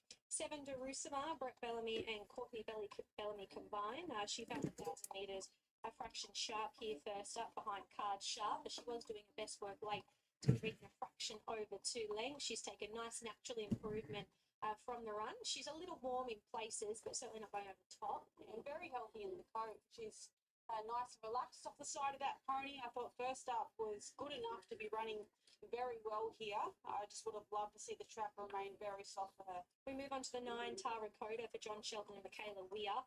She's a lightly raced filly. I tipped her on top here first up. I thought she was very plain in the run home. Beaten around 7 lengths. If you go back through a form, she did that first up last preparation. So Paul suggests she can improve sharply here second up today. Yeah, I agree. Probably my little niggle is not very often you see the Shelton Gallopers run well at Coffsharbour. So that's a niggle in the back of my mind, but she's shown she's capable of having a really nice turn of foot when circumstances permit, and I wouldn't be surprised if that was today. 10 Osbred Yahoo for Noel Mayfield Smith and Sienna Grimer will claim a kilo and a half. She's had 2 runs back this preparation. She's only won the one from 21, but she is a mare that improves deeper on into the campaign, and that's the best she's paraded. Yeah, she's been doing her best work late. Yeah, she looks really well, this girl, and a hot speed up front could bring her into the race. Shintaro Lass is the 11 for Jason Riley and Emily Farr, claiming 3 kilos. She's had 3 runs for the stable. She was a winner at Barraville. That was 8 days ago when she sat up outside the leader. This race looks to have more depth. Yeah, Beat Jeffington will do on that occasion. This looks much stronger, but I can't fault the parade. She's nice and healthy, albeit you wouldn't want her any warmer. 12 Penny's Destiny for Grady Stokes and Madeline Owen. She was a winner at 1,700 metres 2 runs ago. She had an 8-week let up after running at Armidale last start. I'm happy to watch. Yeah, the shooting report reads that she pulled up ordinary there, so obviously giving her a bit of a freshen up, back to the drawing board, just whether she needs a little further. And 13 is See the Saint for Sally Taylor and Tegan Warsnott, claiming a kilo and a half. This mare's been unplaced this preparation. She comes off a 4-week freshen, but I'd say she'd need to improve to be a winning chance, but there was certainly nothing wrong with the way she paraded. Yeah, typical of Sally Taylor. She always turns them out in tip-top order. She did want a hang on start, so she gets a couple of gear changes. She gets the blinkers on and the bubble cheeker on to try and straighten her up. Let's hope that helps. As we take a look at the market for race 4, Golden Copper is our favourite and has had support $3.40 now into $3.10. Purple Esprit is on the second line at $3.90 from that $4.20 quote. Electric Evie is currently a $6.50 chance. Osbred Yahoo is at $10. And the interesting runner for mine is Tara Coda. She's currently an $11 chance. Linda caught up with her rider a short time ago in Michaela Weir. Showed us a good turn of foot last preparation, but first up, she never really got into the race. She just found herself back in the field. Yeah, she actually did that last prep as well. She got back and made it really awkward for herself. And then when I rode her, she did the same thing again, but she made up a lot of ground. So I just hope first up the other day was just no good for her, and hopefully today with the run under her belt that she's just going to be that much better. And hopefully Electric Evie rolls along like it did in Burrell. Yeah, exactly. I think there's going to be plenty of speed. There's going to be a lot of speed, so it's going to suit her. In race 5, you ride Raised by Wolves. Looks hard to beat today. Yeah, he does. He's had 2 runs at the 1,000 metres, and he's at the home track today. He's drawn really well. He's drawn the 2. So I presume he'd just be straight in behind the speed. And in the race 7, Rapid Outlaw, she was a bit tricky in the mounting yard last start, but the earmuffs go on today. Yeah, I hope the earmuffs do help her, because this is a tricky mountain yard to have a tricky horse in the yard. So Sterlo and I sort of spoke about earlier and said that if she's going to be difficult, we'll just get out on the track and go early. But, you know, her run was very good. Even though she does that, she still runs very well. She puts herself on speed. I think Mellencamp will probably lead, and we'll just be fast right beside him. Good luck. Thank you. Thanks. 3, 4, 7 and 9. I'm with Golden Copper here, and it's the first time I've laid eyes on this mare, and I couldn't have been more impressed with the parade. She's been racing well. Probably finds a slightly harder race than what she won at 2 back, but she gets an inside gate, a weight reprieve with the flame. She looks very well placed. The 4 Purple, the horse I've got a lot of time for. Luckless last start. John, it's a tricky one, John. It's a very tricky one. They don't have stock. That's number 1. And then it's very tricky, John. The track still Be careful, John. but wouldn't be surprised to see her run well at home. And Tara Coda should appreciate a solid tempo that's promised. 3, 4, 7, and 9. 3, 6, 4, and 7. I'm also with Golden Copper. She's been a model of consistency, all preparation, beautifully placed with the claim, and an inside gate here today. Electric Evie is the improver if she can harness her early speed. She simply went far too keen out in front at Inverell last start. Purple Esprit had no luck last start, is an improver if has luck from the draw today. And the 7, Darusava, gets the home track advantage and step up in trip. 3, 6, 4, and 7. My favourite is the 3 Golden Copper at $2.50. Purple Esprit is at $3.90. Electric Evie $8, and Darusava I think goes around overs at $11. Let's hear from her jockey in Courtney Bellamy. We're going to board this mare first up at cost here, but she looked as though she just found 1,000 a fraction sharp. Yeah, no, it's a bit of sharp for her, and she hit the ground running and finished it off really well. And this is affecting because of the shape of the track. This is affecting that extreme gates. They are affecting because of the shape of the track. Yeah, he's gone wide. He looks to roll forward from at the 13, so should be a little bit better for him. It's just where he gets to in the run. I haven't raced here in a very long time, very long time. I haven't got a single clear shot yet. I haven't got a single clear shot. Another horse that's in form is in race 7, King Cornelius, who take over. That 4 is with the highest dev within the rails. That's the 4, but look at the gate. It's the same gate as this 9 with the same situation. Roll forward again on him, King Cornelius. I think I have to from that gate. I'm only going to get stuck out in the car park if I don't.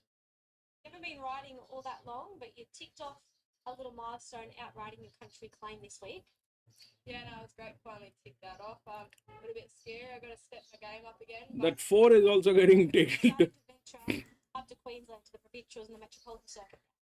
Yeah, no, I'm making a few trips up there, and hopefully I can continue to make a couple more. No, Good luck. Thank you.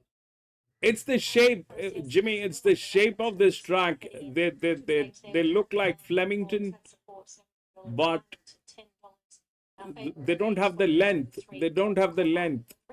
It's 400. Flemington is 450 or 460. They don't have the straight, but it is like, it looks like Flemington. So there's a disadvantage. And the last being pulled up. Woody Shamrock won this race last year. Woody Shamrock, the winner of this race last year, trained by Jim. I'm out. Back off and running in the Jim and Chris Jarvis. Pink Silks and fastest to begin. Golden Copper loved a length and a half in front. Purple Esprit to be second, followed third. Gintaro Lass on the inside was Electric Evie, and a half length back to see the Saint, followed by Osbred Yahoo. Jerusalem, Kalahari hard on the inside. Penny Destiny next to that. I think that a half away last of all was Tara Coda up towards the 850. The fade Golden Copper makes play, leads by a length. Purple Esprit second, a length away third. The stablemate Electric Evie followed by See the Saint on the inside, and a further 2 lengths back was Bred Yahoo, a length Penny Destiny, Jerusalem, followed by Kalahari hung on the inside, and 2 lengths last of all Tara Coda. It's spotting the leader about 15 lengths up towards the home turn. It's Golden Copper for long Van Time, lead to the wet bend by a length over Purple Esprit second. Getting up along the inside into third placing with See the Saint. Behind those Kalahari, hard followed by Electric Evie. Counting behind those next. On the outside with Shintaro last, but down to the 200. See the Saint getting right up along the inside of Golden Copper. Purple Esprit on the That is 13. But See the Saint is in front. There's a wall behind it. Jerusalem late. Tara Coda. 13. See the Saint in front. 9. See the Saint fatigue and 13, bro. Second, Jerusalem third, from Kalahari, Hutchin, Taro Lass, Osbred Yahoo, Golden Copper Weekend, followed by Penny's Destiny. Next to last was Purple Esprit, and last of all was Electric Evie. 13.97. And the crowd cheers. A local win for See the Saint for Sally Taylor and Tim Woolsnop. Had a beautiful trail just in behind that beautiful hot tempo. 13.9. For her second career win at start number 9 this afternoon. Run of the race was no doubt Tara Coda. 11. 13.9, 7, 11. She's got to settle for second today. Jerusalem 13, 9, 7, really 11. her best work play, and fourth will go the way of the five. I feel Electric Easy, perhaps. No, don't think so. That is Maybe the the fourth. 11. So what happened? This is what happened. Unreal, of course, it is unreal. So if we look at the physics, that's 13, 11. All right. 12 had the best physics in this and was within the rails, but they kind of knew they did not know what was going on. They did not have an idea about the dynamics of this track. They kind of never had the idea of that the thing of this. But 13 definitely they had the idea that that physics kicked in, bro. That physics kicked in. 9 was this. It was a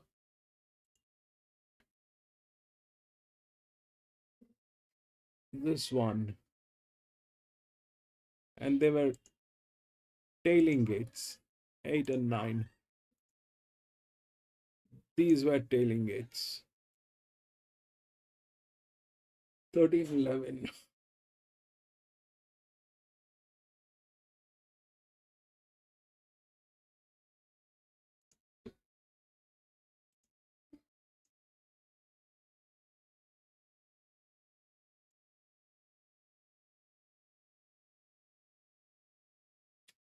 Yep, 13, 9, 7, 11.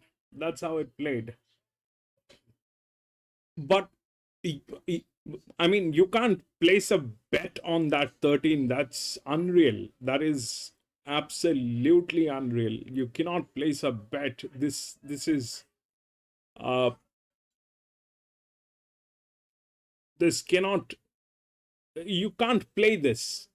In simple word, you can't play this.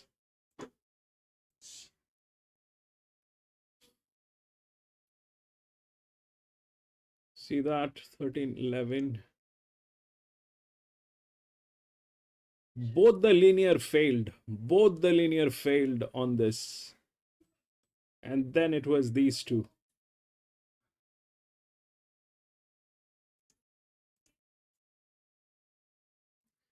And 13 was with that advantage. We spoke about this. 13 was with that advantage. Huge advantage on that 13 as a 4-year-old mare. No, you can't play it to win. That's way too risky. That is way too risky. You can't play this. Yep. I mean, I think, if they were all 4-year-old mare, I would have played that 13. If they were all 4-year-old mare, but they were not all 4-year-old mare. They were 5-year-old, 7-year-old, 6-year-old, 3-year-old. If this was just 4-year-old, I might have played on that advantage on the basis of the age. But this actually played on that.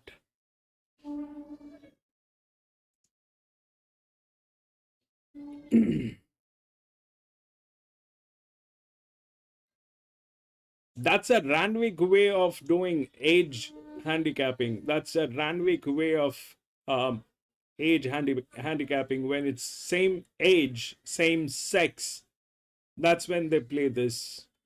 That's how Randwick does that.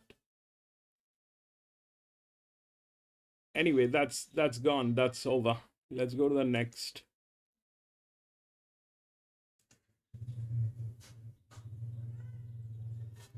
Three, 4, 5, and 10.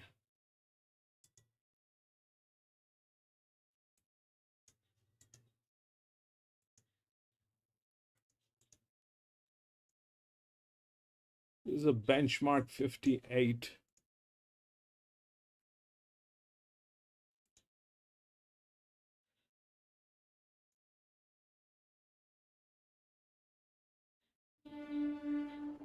Yeah, you can't do anything. I mean, there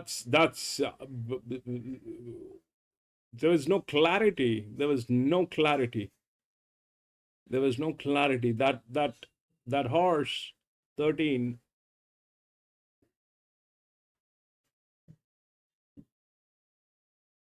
I mean, the 12 had the highest advantage that the 12 couldn't encash because they did not know the dynamics of the track. That's simple. 13, they knew, plus they had the advantage.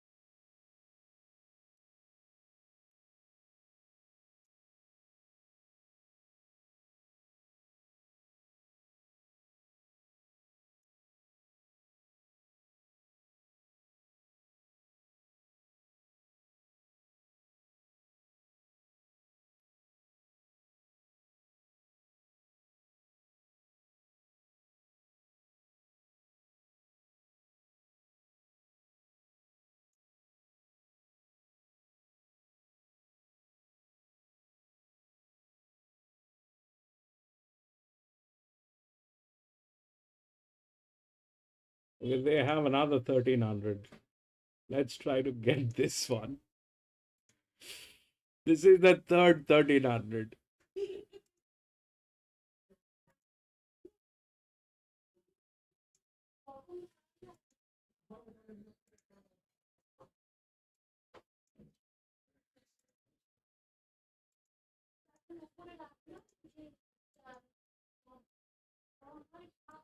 Let's see. Wait. We need a clear shot. We need a clear shot.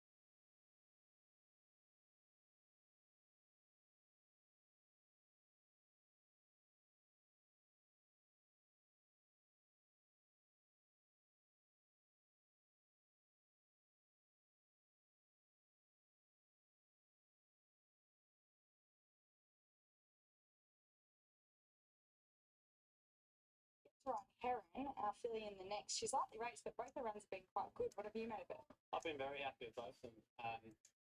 Her trials was probably a little bit ordinary, but going to the races, blinkers on, I think she's really taken a step forward.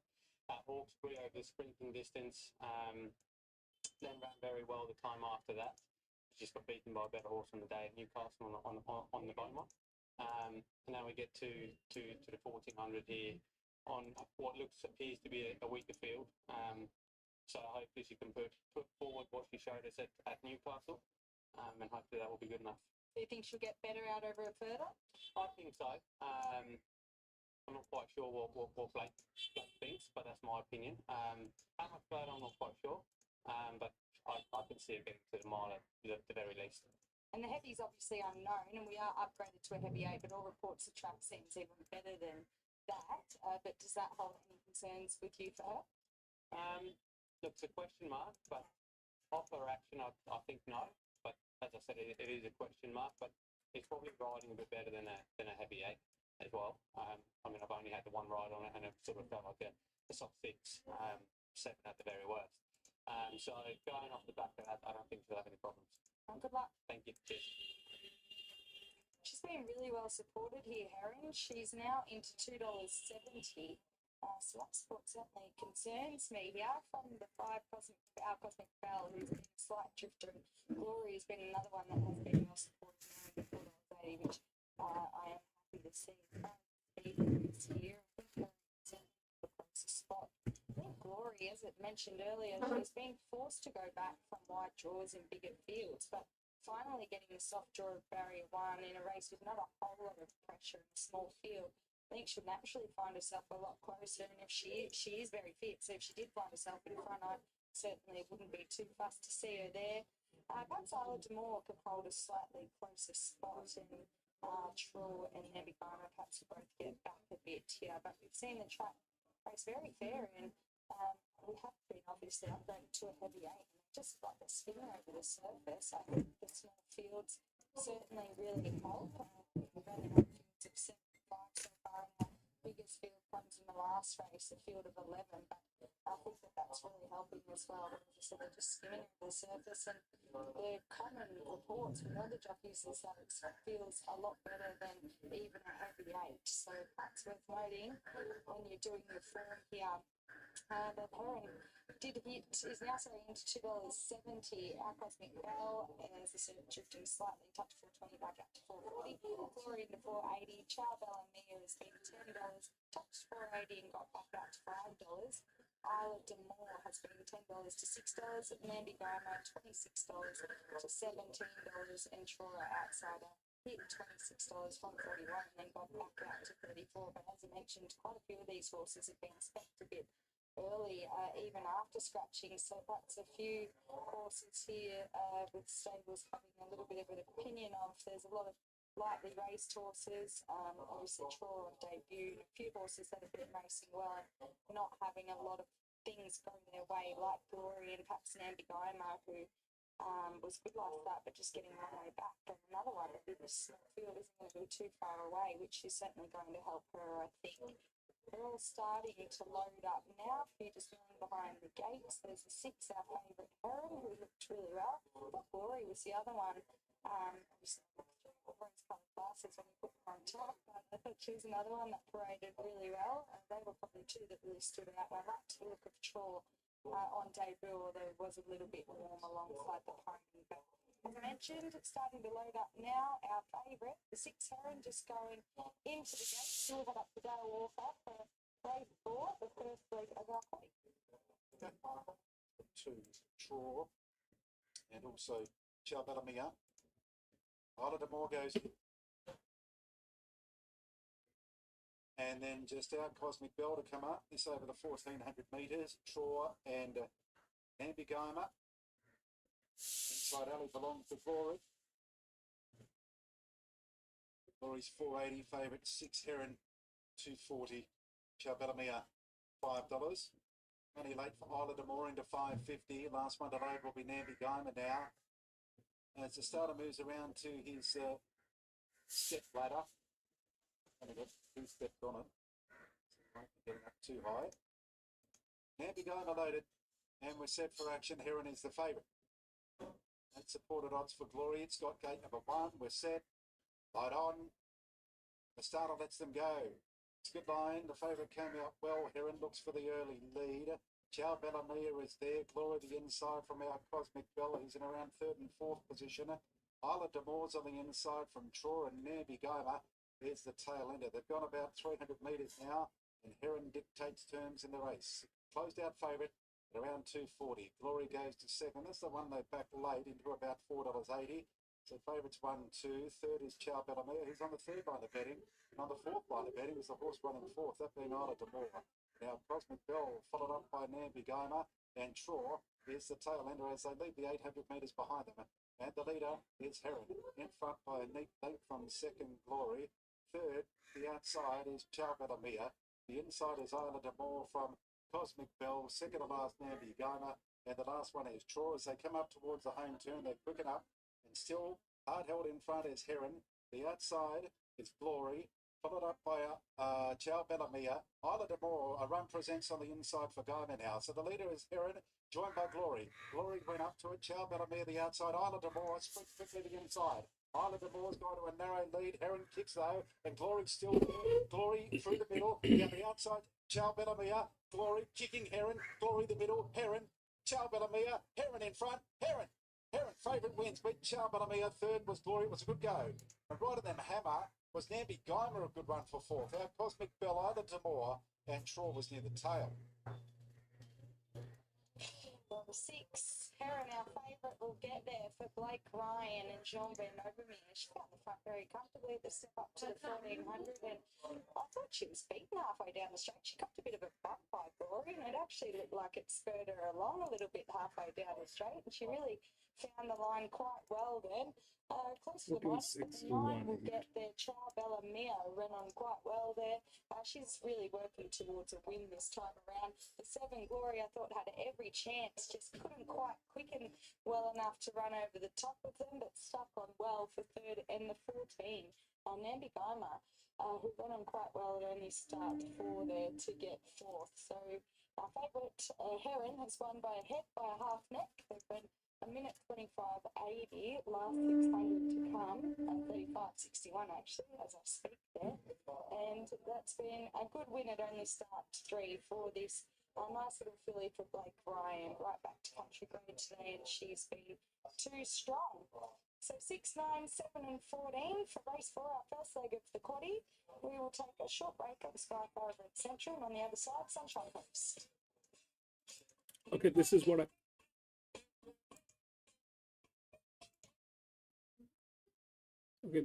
I have, right? This 9 is within the rails. It's got all the advantage. It's the best in handicapping. 9. Then it is 6 from all angle. It is 6. 8 comes up, but it has it doesn't have one side of the rails. And if we look at this, then 11 and 14. But here's the problem. Out of all this, that 6 and 14, they are the tailing gates. All right. 5, if we look at the tailing gate, then 7 is 4. The inner gate, which always has the advantage, is a 7-year-old gelding, but I'm not too convinced on that. And the other gate is gate number 6, which is like that. Even I am not very sure about that as well. But that 9 is probably the best fit, the best performer, best in class body balance, capping, and advantage with physics. So that's the 9, and I'm not sure why that 9 is not there within the odds. Did it get scratched? No, 9 is here.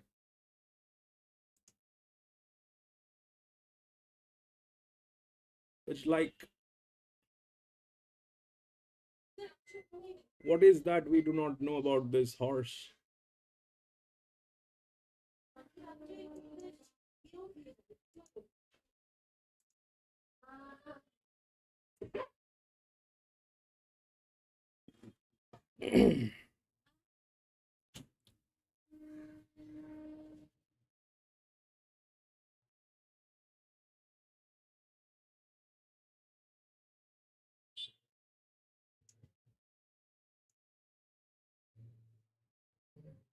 William, welcome back, William. Trainer James Healy. Healy will take 3 kilos off. Has won 2 of her last 3 starts, including one here on the Polly. Going really well. She continues to parade well. She's a happy, healthy horse. As you said, she's 1 from 1 on the Polly. She climbs 2 kilos off that recent effort. But look, it was a good win. She led, she was pressured, and she still did her best to stick her head out. And with that claim, placed really well here today. Number 6, who ordered the fish? Kevin Kemp and Justin Huxtable carrying strong city form into this. Well back in grade. Wasn't tested until the 350 last start. And he is a horse that needs winding up. So I thought there's a lot of merit to the run. They ran record time. It was more favourable to be on speed. He was back in the ruck. And you look, 2 back, massive run, and 3 back. I love that tough to must form. Number 7, the blinkers come off. Imazaki for the Edmonds and McLean yard. Brandon Lorena takes the ride. Love the late work this horse did second up. Very, very good from off speed. It was a speed-dominated race. Third up the mile is perfect. Number 13, Appellant Lee Friedman teaming up with Nikita Berryman. Yeah, held it spot okay over the 1350 there at Ipswich, so 1600 definitely looks good now. Nice break. Barry Cage trains the 16, Jack the Great, Bailey Wheeler to ride. Does have a little bit of form on the Polly here. Other than that, needs to lift. And the 17 rounds are set up. UCL for Jack Bruce and Jake Bayless is your jockey if you don't have it. I thought she was a good win last start. It was at Gatton, but she didn't handle the circuit well, and she was able to offset that and still be really good through the line, so an improver. Welcome back to the Sunshine Coast, Kian. Quaddy about to get underway. Yes. Firstly, you and I both with our quaddies on here on the Polly, hoping that we can tiptoe our way through. Well, there's some races with only 3 horses, and this one's got 7. We want to get through this leg. Late mail time for me. I've got 5, 3, 6, and 17 on with Pieronti on top, just with that Polly track form, likely leader. We haven't had a leader win, I don't think yet, but certainly got nothing to do with the track. All been run down. It's been just high pressure racing at times, which is how it should be, right? Number 3, half listening. First up, the new stable, 1 from 1, trolled up really well, Deegan. The 6, who ordered the fish, just the best form in the race, without doubt. Just a matter of whether that form's going to stay. Winning? Yeah, not winning, I suppose, but mainly for me, just transferring that to Polly. It's the first go on a Polly track, so we can don't back it up. But if he handles it, he probably wins the race due to his form. And the 17 UCL coming off a gap may win, but a nice horse and lightning race with a bit of upside. 5, 3, 6, and 17.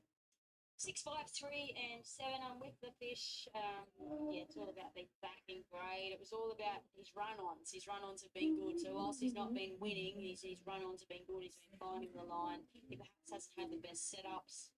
And the rest of it, he's much better suited back to the 1600 too, as opposed to when he was stretched out to 1800 2 back, and he was still good in defeat. So I just think he's a much better miler. Love the tough to must form prior to that. So just to top it off, you get Justin Huxtable to do the steer. He will really, for a horse that needs winding up, he's the perfect jockey because he will lift him and get him moving and agree with everything there. Get him finding that line. The 5 is a danger, most definitely. It's a bit hard to split them. It's just the 4 the fish had. Half listening, the 3 upside, good maiden winner, stretched out to a trip on debut. Light the trial there for Louis Peoples. And then the 7. Love the late work. Third up a mile. Perfection. 6, 5, 3, 7. All right, Keon, the money horse has been who ordered the fish, 260 to 245. Pieronti rock solid, pretty solid. It's just out half a point.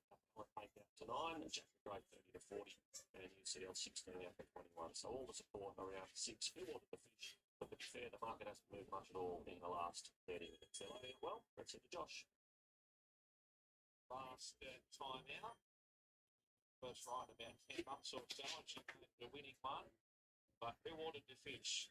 Now Maguire's high caliber, the green and black. Of course, you've got shares in Slick and Jimmy, who won on the Gold Coast yesterday. So well done to the high caliber team there.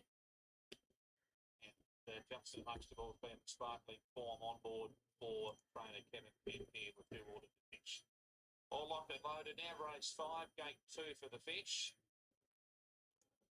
Racing. Who ordered the fish away well? Likewise, Utelli on the inside, rolling forward to Pellet. A length further back to half loosening, and then we've got Pieronti over on the outside. Imazaki has gone back to second last, and Jack the Great's about 2 lengths away. In front there was Uccelli by half length and second to Pelham. 2 lengths away third is Who Watered Fish and half listening is fourth. Further back to Pierronti, a little bit fired up as Imazaki is second last on the inside of Jack the Great. In the back, and Uccelli's in front by a length and a half. A Pelham second. Third is half listening, and the race favourite there, Who Watered Fish, is fourth over on the outside. One further back to Pierronti. Imazaki second last, and still last of all is Jack the Great. You can tell he's slipping along by 3 lengths now. Pelham's in second, Upland in third. Who Watered Fish is still fourth the outside. Pierronti found herself out 3 wide down the side. A length and a half to Imazaki on the inside and Jack the Great. This lady Uccelli's come right back to them here. The outside of Pelham, 3 wide going for quickly. Who Watered Fish and the favourites in front narrowly now. Further back to Pierronti and deeper, and half listening is trying to make some ground. Who Watered Fish just in front. The inside Uccelli at the 350. Half listening's running home fairly. Wider out there is Pierronti. Further back to a Pelham. Who Watered Fish is flat, looming up as half listening. The inside fighting on Uccelli and Pierronti down the outside. It's half listening and Pierronti. Half listening, Pierronti on the outside. Half listening, I think a short half end to Pierronti. Third is Imazaki. Further back to Uccelli, Who Watered Fish and Pelham, and Jack the Great dropped out. It looks like, to my eye, Joycey, half listening has got the money there. Wow. Here we go. Let's just have a little look at the lowdown. We've got Pierronti finishing off. And this horse is very, very tenacious. First up at the 1600, similar to that maiden set. Let's just have a look. I would assume off of that, he gets the bob for Louis Peoples and Mark Duplessis. And then Pierronti's been a nice gallant second. Looks like the 7 was chasing late for third. 3, 5, 7 and 17. Nice horse, half listening. Yeah, 2 starts, 2 wins. Was with Matty Dunn. Switched stables, trolled up really well at Deegan. And it's got a decent odds there, sort of around that $5 quote. And really knuckled down at the top of the straight. You said, have a go at this horse, Chase. And he really flattened the ears and looked as though he was going to win easily. But then Pierronti came again, and Pierronti sort of had a wide run, trucked up behind Who Ordered the Fish. And with that light weight, well, with the 3 kilo claim, just well, and to think that this horse is first up at a mile, I thought he's going to get gas soon, and he kept fighting. He knows where that line is. 2 from 2, half listening. Mark Duplessis, 3, 5, 7 and 17. So 3, 5, 7 and 17 to get us through the first leg of the quaddie. We've still got 3 races to come, but for now, we'll duck off. We're back soon.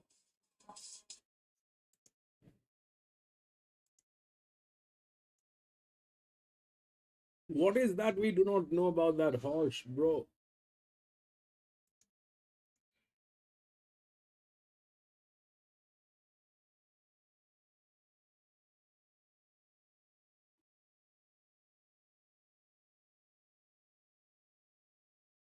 And for what joy is that 14 favorite?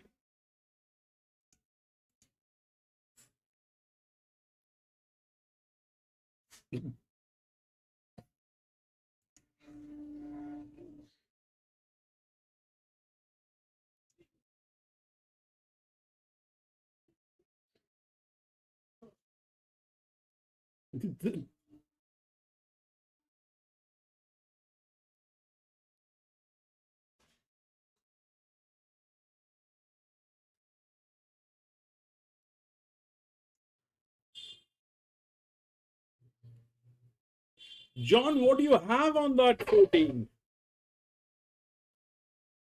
John, bro, what do you have on that 14? Why is that 14 favorite? For what joy? The 14 is there. It'll probably get a place. But for what joy is that 14 favorite over that 3-year-old gilding with that kind of numbers? Are they playing with us? The negative is the awkward gate in the big way. I think all 3 runs have been good this preparation. Like I said, awkward weight, big weight is the big issue, but he parades a treat here. Barcelona Express is the 2 for David Max and Courtney Bellamy. He's 4 weeks between runs. He was winning here 2 runs ago, and things didn't go right for him last start at Kempsey. He's unbeaten here. Yeah, he gets back with the home track. It was always going to be ugly from the gate. last start, so draw a line through that. He's every chance of bouncing back today. 6 Lease for Alan Keogh and Aaron Bullock. He's had 2 solid runs back. He found the 1100 metres a fraction sharp first up, but he battled on quite Which well. ground, John? Where? I thought he was lifeless first up at Armadale. I'm really impressed with the way he found the line, all things considered. And then last start, he was game on speed. I wouldn't be surprised to see him take a drop with Aaron jumping on board today. He carries a big weight, but any kind of moisture in the ground plays in his favour. Imprinted is the 7 for Lynn Thompson and Stephen Cummings. This gelding's deep into his preparation. He got a long way back at Kempsey last start. He was beaten around 3.5 lengths. He races well here. I just don't know if he's going well enough this preparation. Yeah, I tipped him last start, and it was a hard watch. He was held up on heels, drifting back through the field, but senior rider on today, back at the home track. I certainly wouldn't rule him out, albeit very warm. 8 Key Legend for Tony Newing and Andrew Gibbons. He's a last start winner here. He put his best foot forward on that occasion. He was sent straight to the front and he was not for catching. Could he reproduce that up in grade here today? I'm not too sure. Yeah, it probably needs to get away on terms. He has had that habit of stepping a little slow, but no doubt that would be a confident boosting win, and he parades nice once again. 9 Bondi Profit for Robert Agnew and Shay Brooks. He broke his maiden 2 runs ago at Muswellbrook on wet ground. I think he fitted himself really well last start at Taree after being caught wide a trip. Yeah, big effort to keep on making ground after being wide at Taree with the rail out. He's really found form since the blinkers have gone on. He probably meets a slightly stronger field, but I like the way he's going. 11 Trumpty Dumpty for Neville Stewart and Chris Taylor picks up the ride. He's had 1 run for the new stable. He got a long way back off a very fast run race. I thought he was probably running the race, finishing off nicely in the 3rd position. He was great, wasn't he? I can't even think of how many lengths would have made up. It had to have been 15 lengths. He was excellent doing his best work over the concluding stages.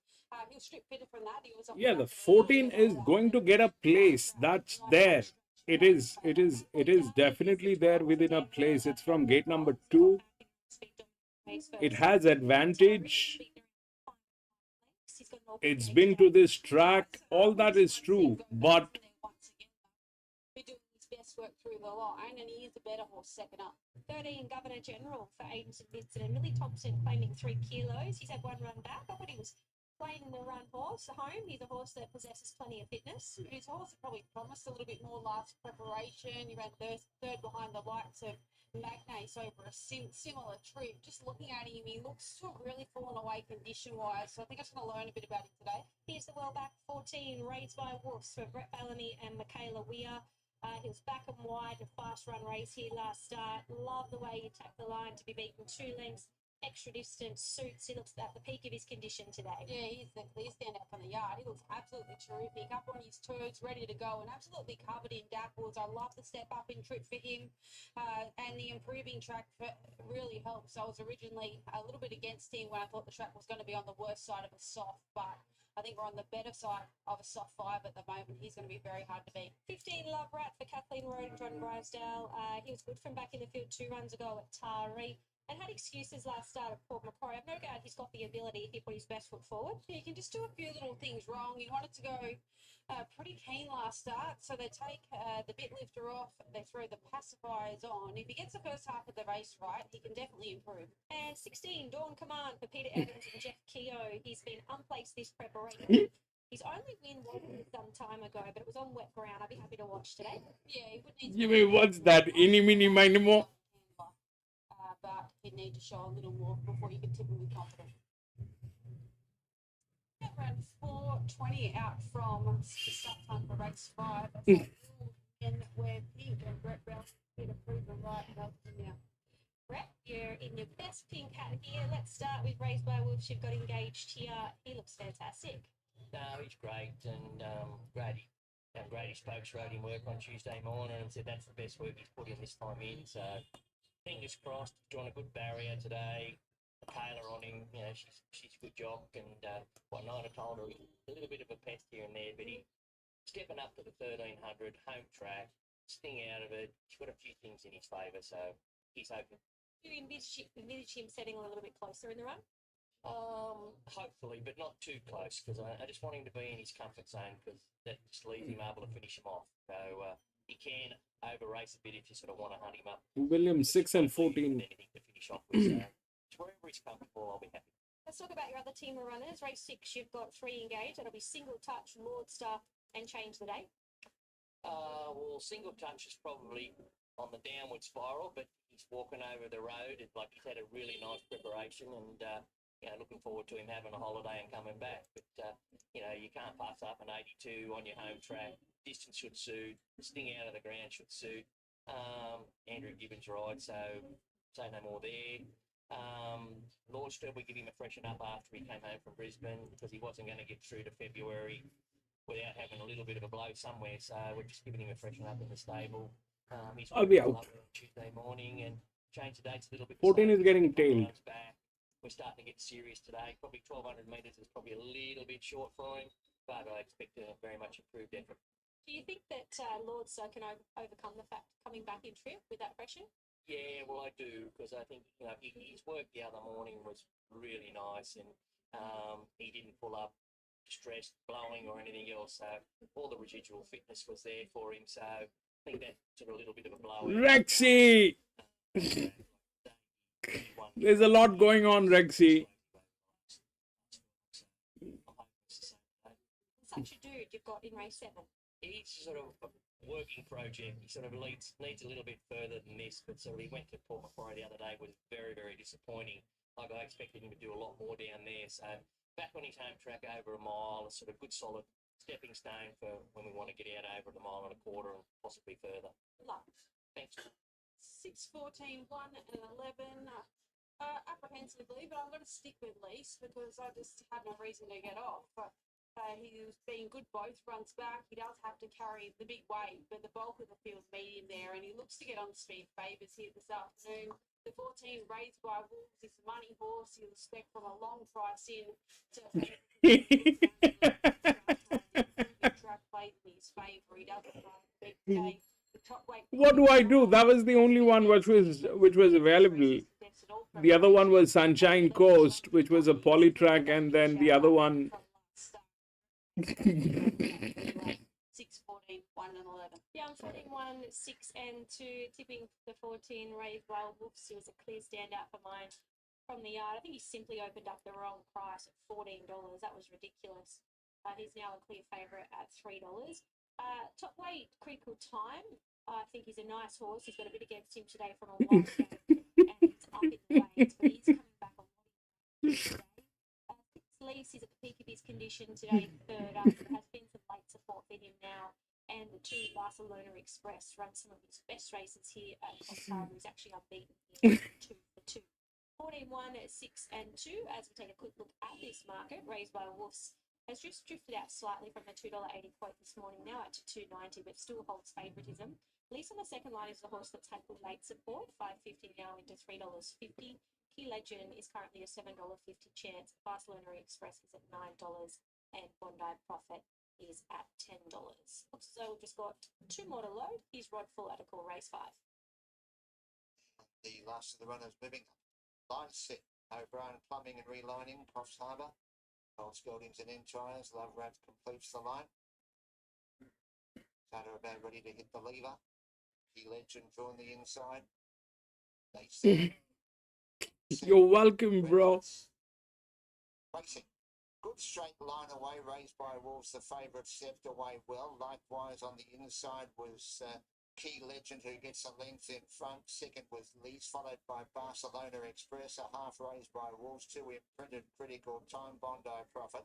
A half to Love Rat, Governor General from Dawn Command, Trumpy Dumpy, and 3/4 last of all was Bad Boy Derby. 12 from first to last down the side, and Key Legend for Andrew Gibbons. Mates player half length, Barcelona Express second. They're out by 2 over Lee's third. Brilliant, Rexy. By Wolves on the inside. Critical Time, 2.5 imprinted. A further half length, Governor General on the outside, followed by Bondi Profit in the middle. 2 to Love Rat, followed by Dawn Command, Trumpty Dumpty, and a half length away last of all with Bad Boy Derby. Up towards the home turn, 4.25 to go. It's Key Legend, Nurse Along, swings the Bren by a long neck over Barcelona Express second. Lease is in the clear, Raised by Wolves is likewise behind those Critical Time, followed by Love Rat. Down towards the 200, Key Legend, Barcelona Express, and Lease Lease on the outside. Lease moves up, puts the neck in front over Barcelona Express. Raised by Wolves is in the clear with critical time. Key Legend kicking back on the inside. On the outside, racing to the front is Lease, and Lease just wins over the fast finishing. 6-6. Barcelona Express, followed by Imprinted, Bad Boy Derby, Trumpty Dumpty, and also their Love Rat. Key Legend, followed by Dawn. There's something not right with that horse. Did you get that too? This is desperately close. Police shot clear halfway down the running. And you had the second horse, which was Raised by Wolves, coming off his back. He's weighed one last bound, but I do favour Lease towards the middle. Third will go the way of Barcelona Express, who's sort of up on top of the speed. 6-14-2. Today, and it's very close for fourth position. So 2 is third. photo, Where is the 9? close to the eye. Firstly, it looked like Lease had held on back towards the inside. With Raised by Wolves has made one last lunge right on the post. Yeah, well, Lease may have had a little bit to think about things. He looked like he was just whacking away to Raised by Wolves come up on his outside. 6-6-6. He's dug deep. 6-14. Raised by Wolves really travelled. William had 6 and 14 both. Nothing at all. I did favour Lease also, but right on the line, Raised by Wolves has got his head down right at the right time. As we look at this down shot, oh yeah, I think Lisa's certainly got it. I'll be surprised if it doesn't go the way of Lisa. There's plenty of cheers going on though. We'll just wait for this number. Looking at that shot, I will definitely say Lisa, but let's just be sure. I think I heard the opposite. Yeah, that's incredible off that shot. Don't count me as a judge because I would have definitely said at least had his head down where it counted. I want to catch up with our winning trainer, Brett Bellamy, if you can get him to coast him over to the camera. It's a very popular victory here. Very rarely you see him go away without a winner. I can't believe this. Like I said, looking at the shot, it looked as though the other horse had won, but Raised by Wolves wins race 5 here. Well, it's desperately close, and you did say you needed to travel to let down. 14-6-2-8. Yeah, no. We'll go to the next. Spell. He's hit the line really hard. I don't know what's going on. Good barrier today. He'd be able to jump out and just lob into a nice posse, and I just left it all up to Michaela. I said, you know what you're doing. Like, I've got no set rules. So, you know, and she's done the job really well. So, but it was, the horse looks 2, 3, 16, 18, 19, 20. In any other preparation here, he just looks really, really well. He's wanted to be here. He's finishing his races off. So, and I think the scary part is there's more improvement left in him. He wanted it today. Well done. Yeah, thanks, Pete. Yeah, it's an impressive win. Like I said, looking at their low shot, it looked as though Lisa hung on. I think we've missed Michaela. Here she is. I'm going to quickly catch up with our winning rider, Michaela Weir. Well done, Lay. I thought the inside had hung on. Were you confident you got it? Well, I thought I had got it because I thought my head went down, but it's quite embarrassing. Barron gave it a pat normal. Oh,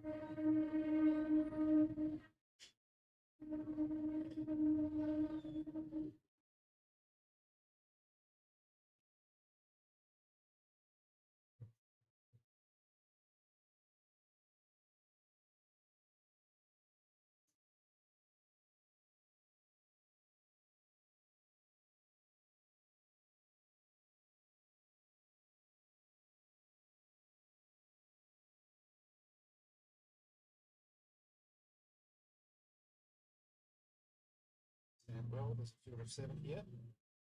At race number 5 today. More money for Battle Flemington to 310 now. Cresamina 390. Golston Gorge 420. Lane 7. Triana out to 9. Comes Lad. Spec 12. Comes Lad goes in. Then just Cresamina and Robrin.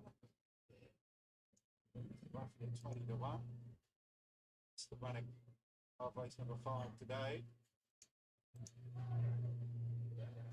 Triana for Terry Rock. Just Penza to take the ride.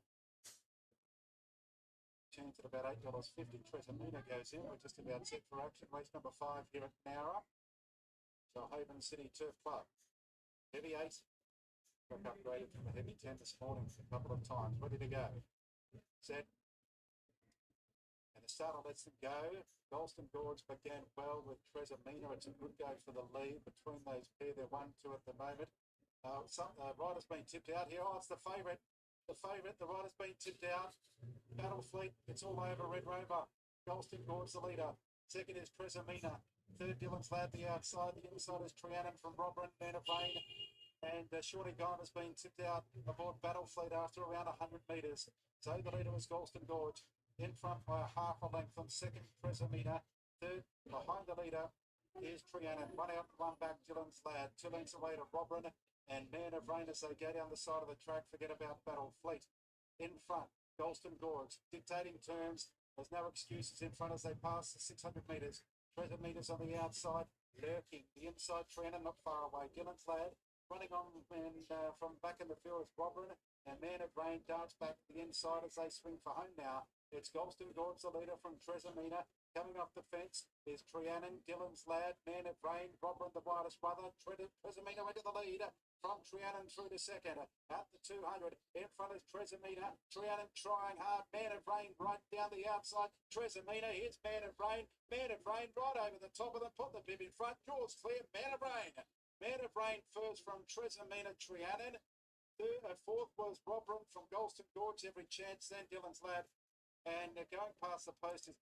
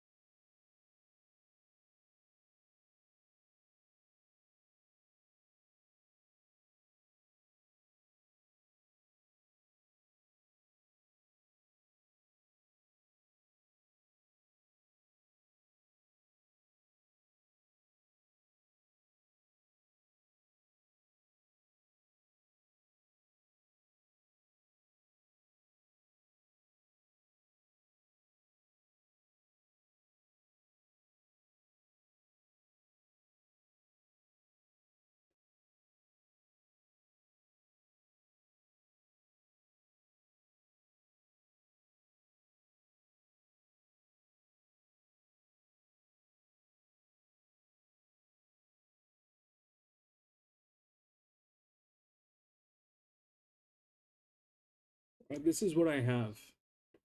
So if we look at what's going on, that 9 has the best handicapping, 14 has the physics. This is probably the only clear shot that we have gotten so far. Both of them are within the rails.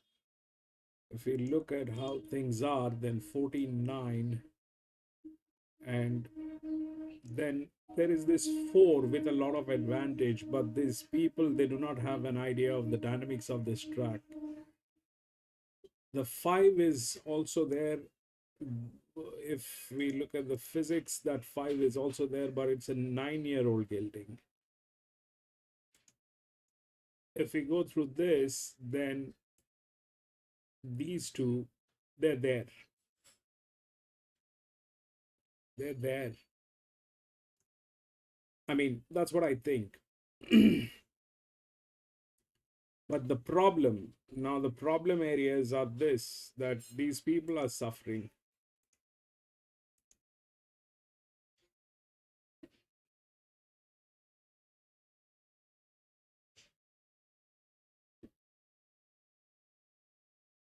They've got the highest dev, the best in class handicapping, everything, all there, all there. I think 11, they've got 11. No, they don't have 11. So 11 is from gate number 12. It doesn't matter what they have, but that's gate number 12. 14 and 9.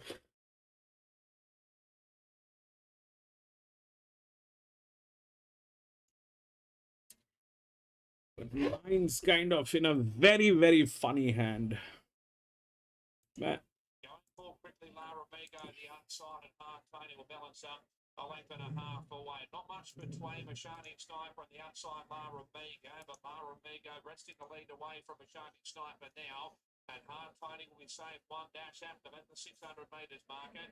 Lara Migo's away from the fence, about a half length in front from Mashani Sniper, who will protect the inside running. And Hard Tony is now easing up 3-1 at the 400. The outside Lara Migo just in front. The inside Mashani Sniper. Now Hard Tony lets down the outside. Running through Mashani Sniper. It's in front. Hard Tony on the outside is trying to Lara Migo dropping away. Mashani Sniper's in front. Hard Tony on the outside. Mashani Sniper lifting Hard Tony. Oh, I might have just got there, Hard Tony. Maybe from Mashani Sniper. Wait for the judge. Lara Migo's pulled up at the rear. Okay, it looks like the 11 Hard Tony has just got his nose down in time over the Sniper, who was giving a little bit of cheek up on the fence. Lamigo's weakened out of it. We'll just have a look at the lowdown, Joycey, before we confirm all that. But, you know, there was discussions. Jace didn't claim his fault too. It was a little bit hairy there for a minute. But let's have a look here at the lowdown. Heads up, heads down. 11. 11. 11, 3, 9, 11, 7, 8, 3, 5. 9. The time.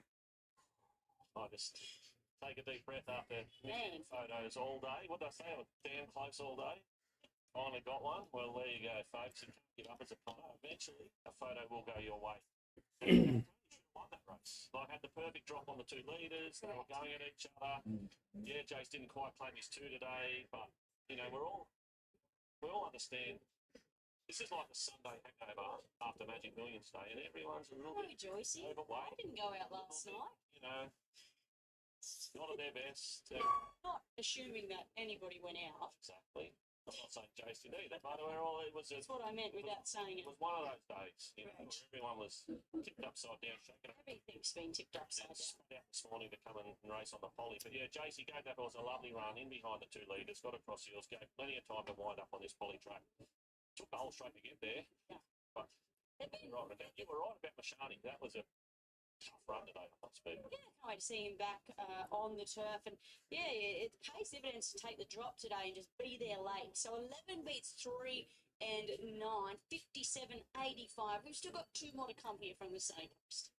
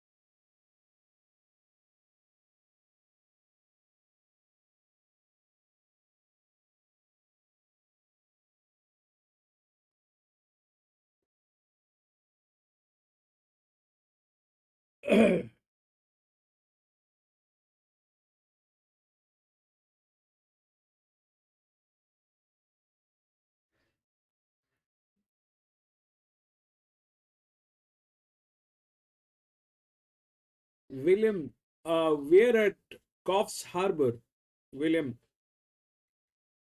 and they're showing races back to back. I'm not quite sure what are the tracks they are showing, but we're doing Coffsharbour.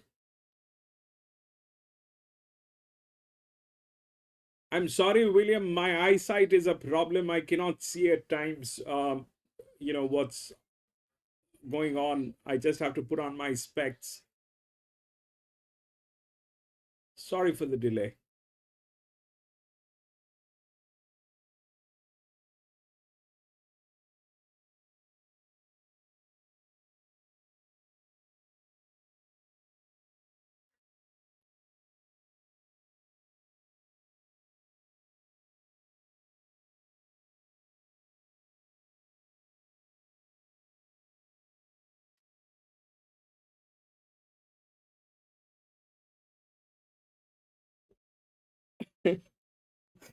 Mine are going to be something like a telescope in some time. My glasses are as good as telescopes.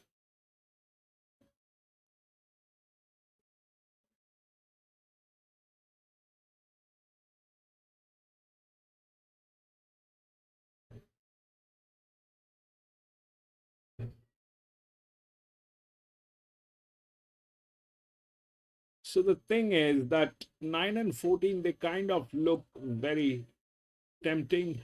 9 is there, 14 is also there with the physics that's there. these two are there, but the problem remains that these people have been suffering. These people have been suffering majorly. The horse is good. 14 is also good. There's a huge thing through the machine learning. Everything is good, but honestly, uh, I will not recommend. This is weird.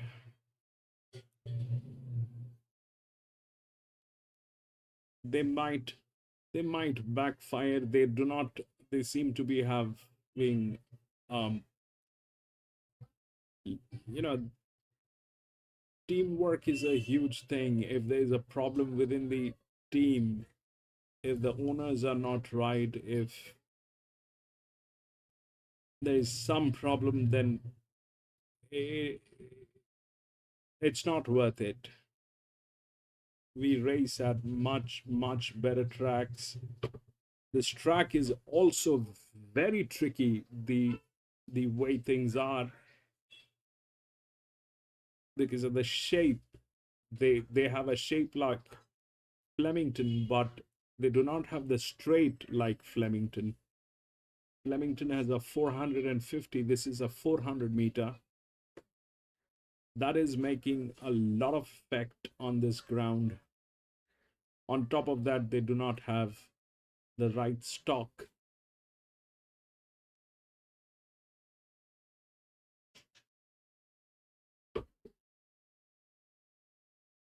So it took us 4 seconds. Yeah, wow. That is so far in front. Yeah, she was 7 seconds in front. Yeah, it's incredible. Just funny, boys. Here's one quickly, but just the standard balls for that post race. People love it. It was people back and admired what she did and the spectacle she put on. It was just fantastic.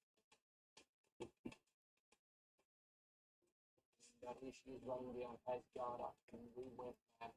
I pulled up very lame. I put up very lame in the throw, and it's taken me a few days to get over it. But yeah, just incredible to win your hometown cup.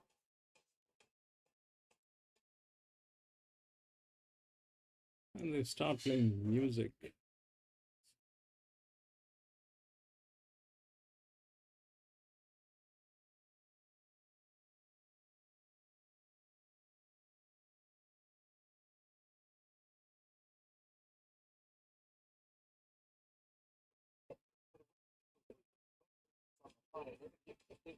Just what you would do.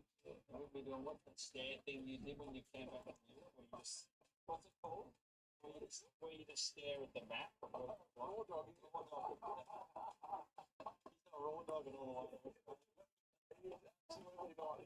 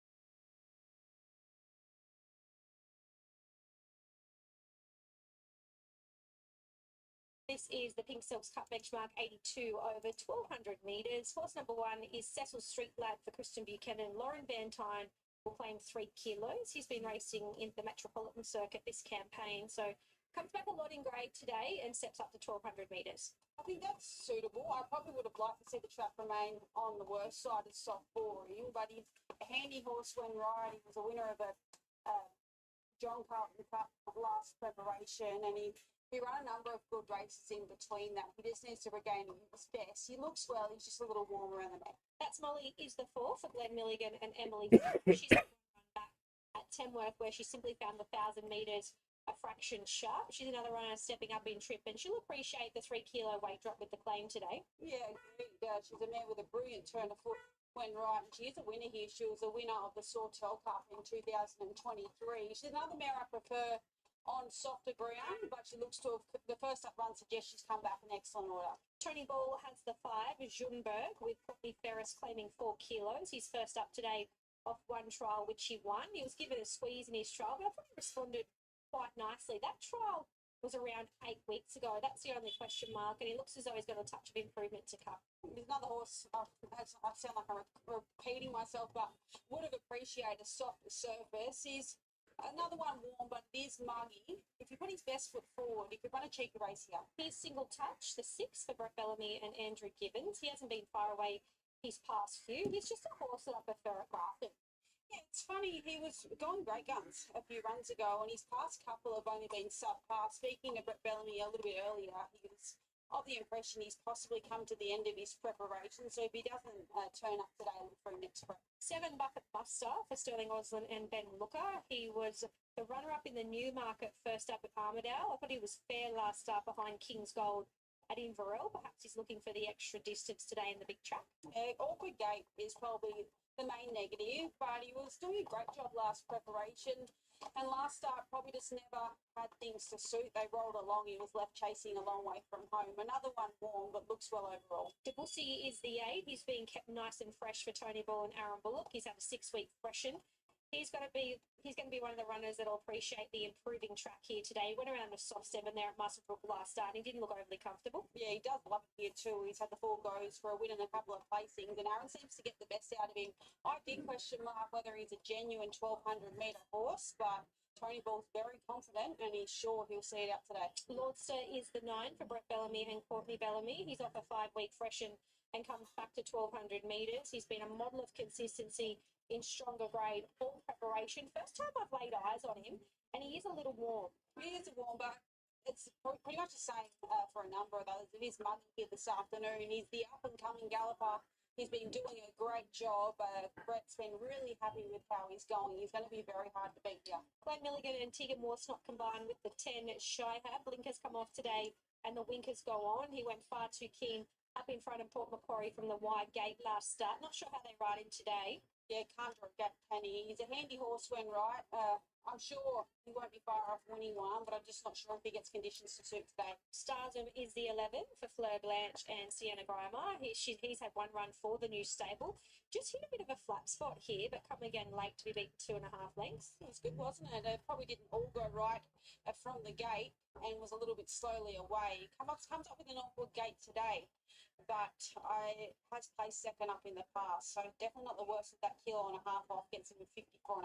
Tread Softly is the 12. She's parading an absolute picture for Sally Taylor and Luke Rolls. Thought she loomed up to win first up and perhaps felt the pitch late. She was strip fitter today. She looks well. I suppose a little niggle in the back of your mind is she's yet to turn up second up into the preparation, but I don't think she's been racing as well since arriving in Sally Taylor's stable, and she certainly hasn't gone backwards in the first up run. Another of the Tony Ball runners is the 13 Run Rory Run. He's had one run back at this preparation. Needs a wetter track to be more effective, I would think. Yeah, I agree with your comments there. Would have been nice to see the rains come for him. It hasn't today. 14 Volcanic Love for Scott Henley, and Matty Owen picks up the ride here, replacing Jai Williams. He's a clear standout for mine from the yard. He's a last start winner at Lismore. I agree. He's just an absolute picture. Probably the little niggle in the back of my mind is went around on the same day as Tread Softly. It wasn't an improving track, but did run a second slower over the same trip. So I just don't know how that adds up here. Sam McGoran and Shay Wilkes combined with the 1545 Park Lane. He's a horse that's very good on his day, but we haven't seen the best of him for a little while. Yeah, he's another one that probably will appreciate this track remaining back to the better side of a soft. Both runs back haven't been great on paper, but to the eye, you could offer him minor excuses. I wouldn't be surprised to see him run an improved race today. And 17, change the date for Brett Bellamy and John Drysdale. He's had 2 runs back this campaign. He's better suited to 1200 metres, but the barriers are negative. Yeah, and come through that same maximum vortex race that Tread Softly came through. I would have liked to see the track remain on the very heavy side for him. That's how our runners looked in the yard ahead of race number 6. Sally Taylor has the 12 Tread Softly, and Belinda's with Sally. Well, it was a credible run first up. She probably never really turned up second into the preparation, but for a 7-year-old mare, she's never been racing better than what she has since arriving in this stable. Yeah, that's always the query is second up. I've never had a second up, so this is my first time. But on form, she seems to be race a bit flat second up, but look, she's well in herself and working well. So I think if we can scrap the second up syndrome, she should race well. To be fair, she didn't have a hard first up run. No, she didn't. Courtney looked after. I said she'd knock up, which I think the last 150 probably felt the pinch, but she's come on well since then, and I think Strip's fitter for this race at her home track. Lovely, relaxed mare. Yeah, she wouldn't turn her hair. I was quite surprised. I thought she might be a bit more sparked up at her home track, but same wherever you take her.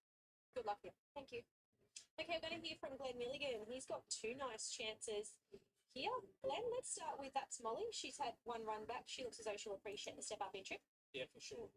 1400 would have been better, but I still fine with the rate so high, but which is flying at home on the track actually. And she'll get a long way back just how far, but I hope she can strike the distance, but she'll be doing the best work the last 100. And what do we do with Shy Hub? He was obviously brilliant first up, and it was a bit of a mess last up. Yeah, all went fair shape. Tegan said it wasn't one of her better rides. Ranked first 6 at 35.07. He just couldn't keep going, but just said to Teagues, make sure he jumps because he can be slow away. And I said, I don't care whether you're 3 deep, just get covered midfield and be great. But depends what Shy Hub's here today. So you still press forward somewhat from out there? Yeah, for sure. As long as she doesn't rev it, gets revved, he just takes charge. So he's hard horse to ride, and Teague's got a good record on him. She just had a rough day the other day, so hopefully she'll fix it today. Yeah. Thank you. Glenn Milligan there with his 2 chances in this year's Pink Silks Cup. I'm 12-9, 14-1. I just on the way, Tread Softly. I just thought she was overs at the quote that she went up. She was around $14-15 this morning. I thought the first up run was good. Yes, probably first up, second up record doesn't jump at you, but I just think she's been racing in career best form since coming to Sally Taylor's stable, and she'd only have to run up to first up to be very hard to beat here. The 9 Lordster is the up-and-coming galloper. He paraded well, and he does look pretty well set for this. He's going to be hard to beat. The 14 Volcanic Love is the one you wanted for the yard. I was speaking to Scott Henley post his last start win, and he mentioned that previously he was a horse that could parade very hot. He was very good that day in Racewell, and he done the same thing today. And Cecil Street Lad gets a step back in form, and I would have liked to see the track remain on the John, softer 11. side, but stepping trip should only help. 12-9, 14-1. About 9, 14, 10 and 12. I like Lordster here. He's been placed his last 4 runs. He's been racing stronger company than what he finds himself in here today. He gets the home track advantage. He's got to come back to 1,200 metres, but he has had a freshen up to do so. The 14 Volcanic Love was the standout from the... It's a chance. Might happen. Sensational. He's coming off a last start win. It's a chance. Needs to do things right. He drops in weight, but the gate looks awkward. And the 12 was Tread Softly, but she paraded in immaculate condition, and she strips fit a second up. 9, 14, 10, 12. As we have a look at the market, our favourite Volcanic Love has been $2.90 into $2.20. Good support. Also good support for Lordstar, who's been $3.90 into $3.30. Shy Hab's on the drift from $5 now up to an $8 chance. Stars is currently a $16 chance, and Tread Softly has been $13 out to $17, which I can't believe because she paraded well. It's just a matter of whether she can overcome that second up statistic. Yeah, she has placed second up in the past, and she was just flying last preparation for Sally Taylor. She won 3 on the trot, one of them being Deep Farm. So she's a handy mare when right. And she paraded well once again, so she just has to replicate what she done first up. Yeah, I can see this is a really easy race to try and sort out.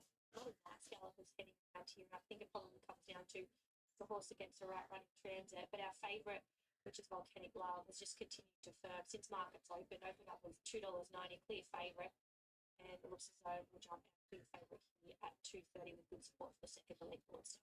Yeah, a couple of horses possibly in towards a championship qualifier, one of them being Monster.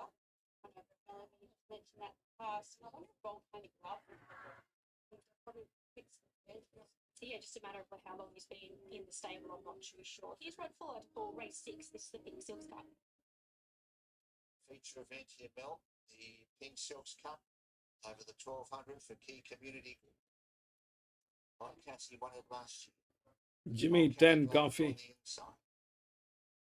Carter has them red lights. Racing in the Pink Silks Cup, well, Volcanic Love missed it by a length, and fastest to begin was Cecil Street Land. Runs the length in front of Run Rory Run, 45 Park Lane from Lordston to Boozy. Buffet must have changed the gate, and behind those next was Tread Softly, taking stock as they move up towards the 1,000 metres. Change the date, works around them, gets a length in front. Run Rory Run second, Buffet Buff the third from Debussy. Cecil Street Land, a further length to 45 Park Lane.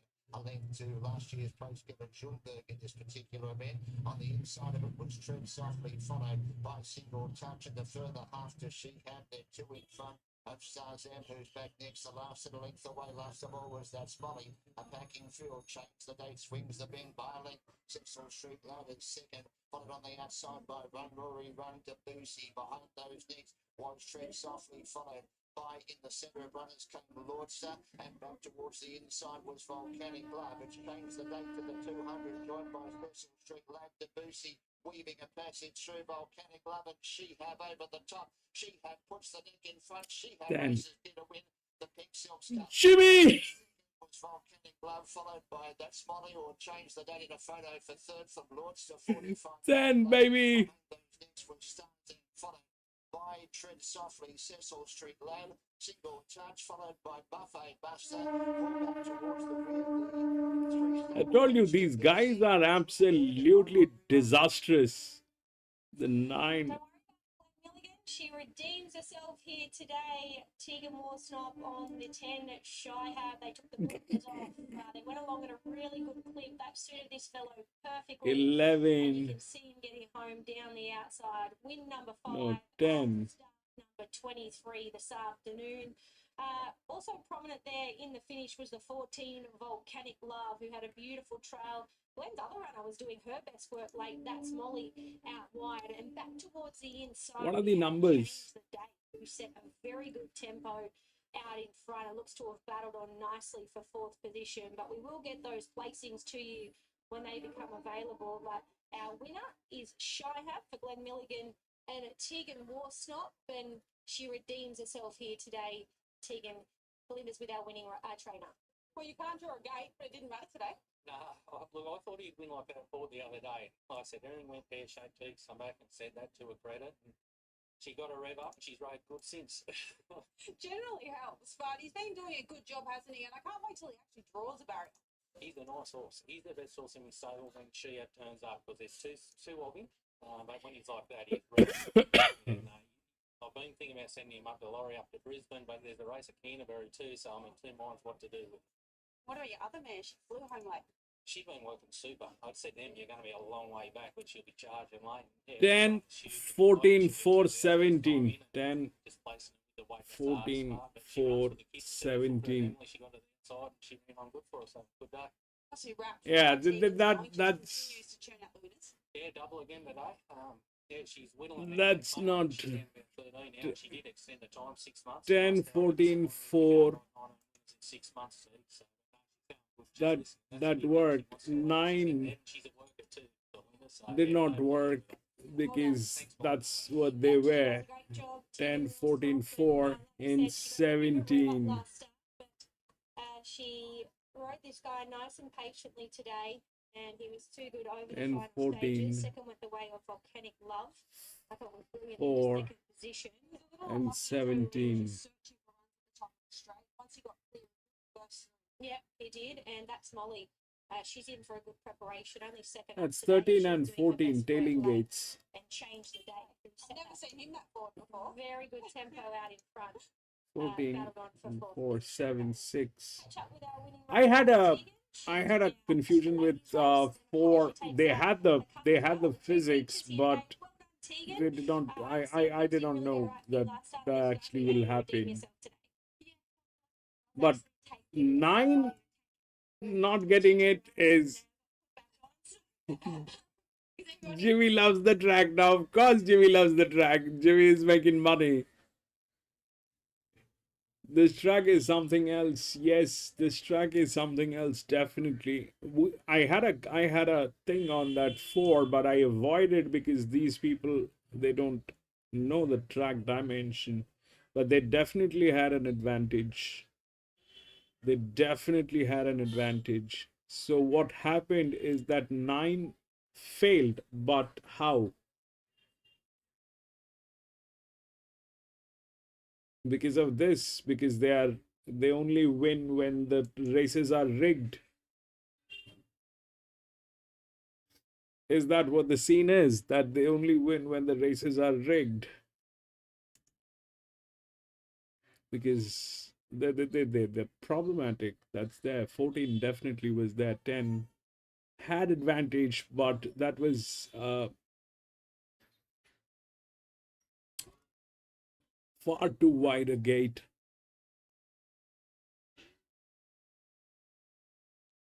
I don't know. I don't know. This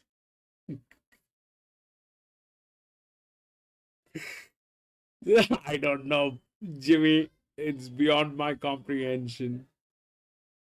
The track, the shape definitely is a weird one that's there, but uh, I mean, on a 1300 meter, the gate number 9, gate number 10 did not work, all right? On a 1300 meter. This was a 1200 meter where it worked. So this doesn't sound, I mean, this doesn't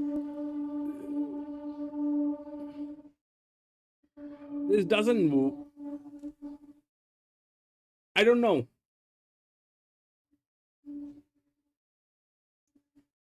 I don't know. So this means that God knows what it means. Anyway, we'll go to the next. 4 7 12.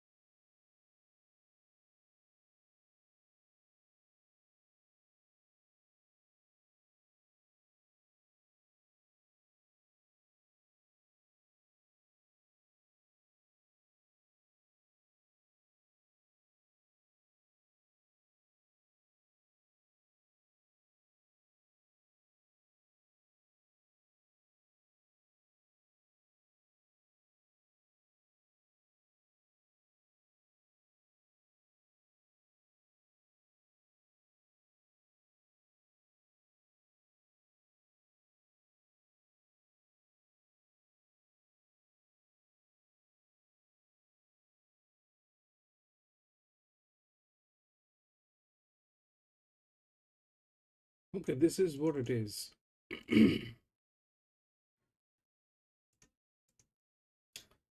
That's 9 with the best handicapping, but it doesn't have this side of the rail. Physics comes with 6. And like that, that 1 is the favorite, but we also have a very high FF on that one. It's from gate number 11. And honestly speaking,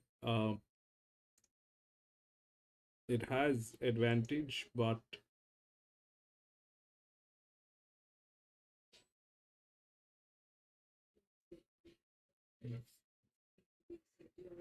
this cannot be a winning proposition. This cannot be uh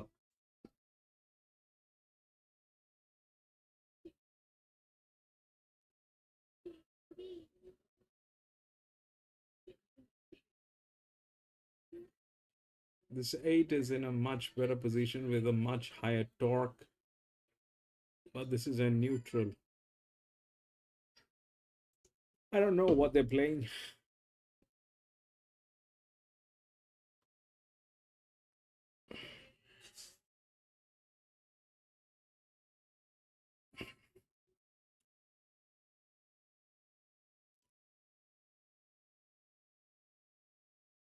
As well, she got galloped on. I guess looking at her now, I'm just questioning the 1100. She's a very narrow horse with a lot of leg. That perhaps is a knock on here today, but they're running on very nicely. Good point. Number 14, Bonnet Rouge. The Jack Duncan yard, Adam Sewell will take the ride. The blinkers go on for the first time. And Jack's already landed a plonky today with one of them. Hasn't he ever? Nice horse too, by the way, one to follow. With this one, market's saying no, and she really needs to improve with those shades on. Now, believe it or not, I tipped this horse on top of Kilcoy last start and got it right. Number 20, Grandeur Rose for Gordon Hayyard.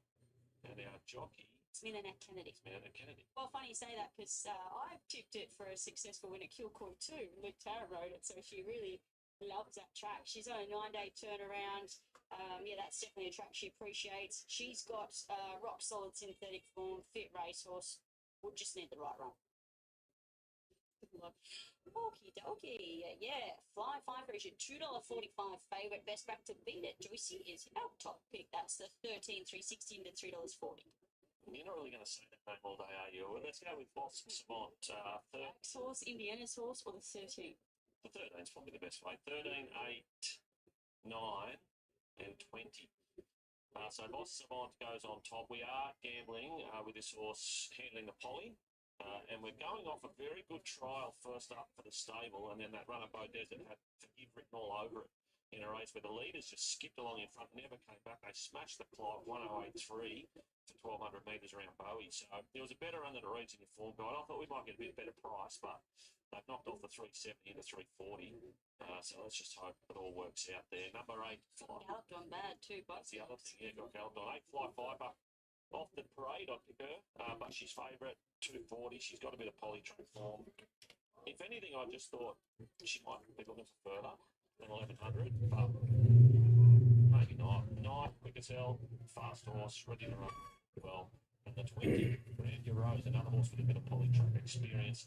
13, 8, 9, and 20. 13 for 9 as well. Yep, touched on the trial, touched on the first up run. That was class 2. I guess my only knock now would be the distance change. Unfortunately, it's only half a furlong, but so the way the track is playing with this rain and now the humidity, they are running on really well. It's suiting horses running on, as opposed to those cold nights we can get here on Fridays as we get deeper into the year, and it's a little bit more suited to the leaders. So that sets up nice for her as well. I had the 9 as a danger, quick as hell, back to her normal pattern. The 6 Electric Arrow, racing well, didn't have a lot of luck last start. Fit racehorse, knows how to win. And I had the 8 Fly 5 as my 4th pick.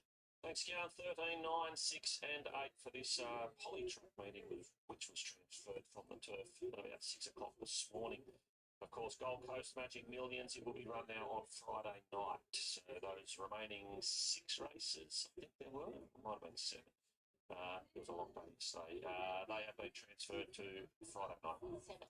And, of course, the 2 big ones. I've already heard me counting. 2-year-old Classic and the Magic Millions Guineas to be run Friday night under lights on the Goldie. We've got something to look forward to there. All right, loading up well for race number 7. Let's head to Josh. Thermal tab down to $4, so late money for number 9. Electric Arrow is about to move in with Quick as Hell. Australia Day in 2 weeks' time. Kilcoy non-tab racing, and Paul Dolan, who was the voice of Corbell Park for over 20 years, will call his very final race in Kilcoy in 2 weeks' time after over 50 years behind the microphone. Likely King Corbell Park on the poly. Set now, they're racing. Missing the kick was Vol Savant. Granger Rise out wide, Quick as Hell away well. It's in front now. Landing third, the race favourite Fly Fiver. 3 wide Bonnet Rouge going forward, further back to Electric Arrow. Last of all is Vol Savant. So in front, Quick as Hell crossed over in front by 3/4. Second, Bonnet Rouge and Granger Rise in third. Fourth, the outside, the race favourite Fly Fiver. A length and a half to Vol Savant now, second last, passing. Last of all now is Electric Arrow inside the 600. And Quick as Hell in front by half length. Nickled along second, Bonnet Rouge. They sneak away by 2. Third, Fly Fiver now, fourth, the inside. Further back is Granger Rise, and Bolsavon gets towards the outside, but Quick as Hell went by the 300 metres marker, kicked away, over 2 lengths in front. Bonnet Rouge trying hard, Bolsavon runs home down the outside, Fly Fiver further back, Quick as Hell at the 150, in front by length and a quarter, trying to lift, coming through as Fly Fiver lunging it, Quick as Hell, Fly Fiver. Fly Fiver's one from a blanket go, Quick as Hell the inside. Rushing home, Electric Arrow out wide. Kamikaze 11. Welcome to the channel. Who won? Where? Horse number 8, Fly Fiver, scores there under Jimmy Orman for Taylor McKinnon, one of the locals, $3.40 and $2. Now just a few lining up for the minors there. Joycey, Quick as Hell was just weakening a little on speed. The 13th run had come to an end. Bonnet Rouge was poking through there as well, as was Electric Arrow. Looks like Quick as Hell grabs second. Perhaps Electric Arrow grabs third. And Bonnet Rouge, I think, noses out the 13th for fourth. 8-9 in the frame as is. Yes. To go on the poly. As much fun as you can do it, exciting. The crowd cheering over here. And great job by she got the source looking the best. Even at 1100 was always going to be cut short. Would have probably won even easier over 1200 and just needed every bit of the strength to get through the gears. And Yeah, that high pressure set out by quick as hell really suited. probably the first win that James Ormond's ridden since coming back from his finger getting chopped off. 8-9-6-14 it is, Joycey. Oh, spot on. You were spot on. Well done, Kian. 8-9-6 and 14. We've still got one race to come, so don't go anywhere. We've still got racing down south. We'll be back shortly.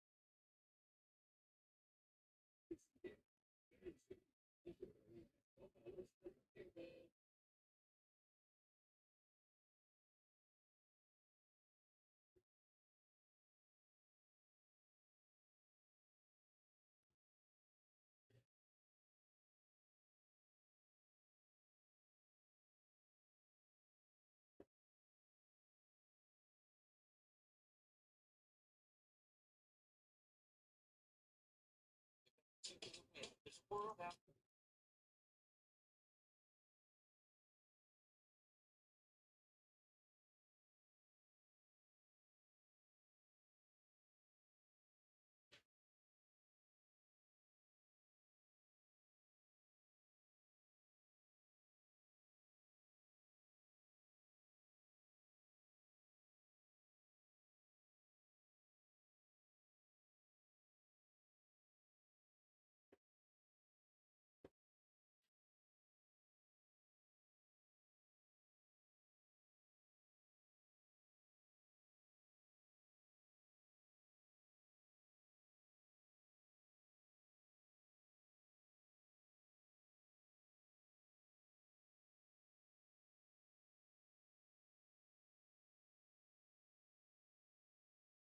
and Charlie Barley, 850 out to 9 today.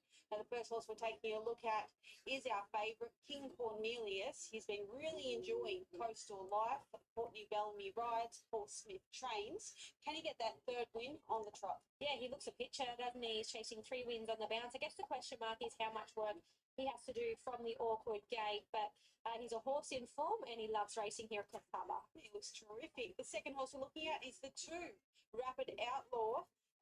Michaela Weir rides again for Sterling Oslin. Gets those pre-race earmuffs on this afternoon, and I can tell you this is a much better parade from her today. I thought she ran well at Inverell, but she really spent petrol before going out into the track. Yeah, she's a former Kerry Parker galloper. She's had 2 runs for the new stable. Thought she loomed up to win last start, and the winner being the stablemate just won impressively, was too good for her on that occasion. She comes back a lot in grade here today. She possesses plenty of fitness.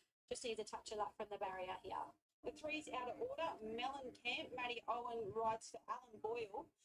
Is a winner of 2 of his past 3. His natural gate speed's probably his best asset. He can roll along at a solid clip and really sustain it. I'm not sure how much pace he gets on speed today, but he looks well and he's racing well. Yeah, loved his efforts last at Musselbrook. He set up outside the leader, is in for the fight when he defeated Charloting.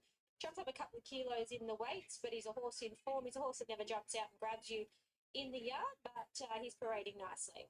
4 scratch. The 5 is Charlie Barley. Sienna Grimer claims a kilo and a half for Tracy Bell. I was wrapped with his horse's run out of Maiden Company last start. It was a good quality field. He was doing his best work through the line.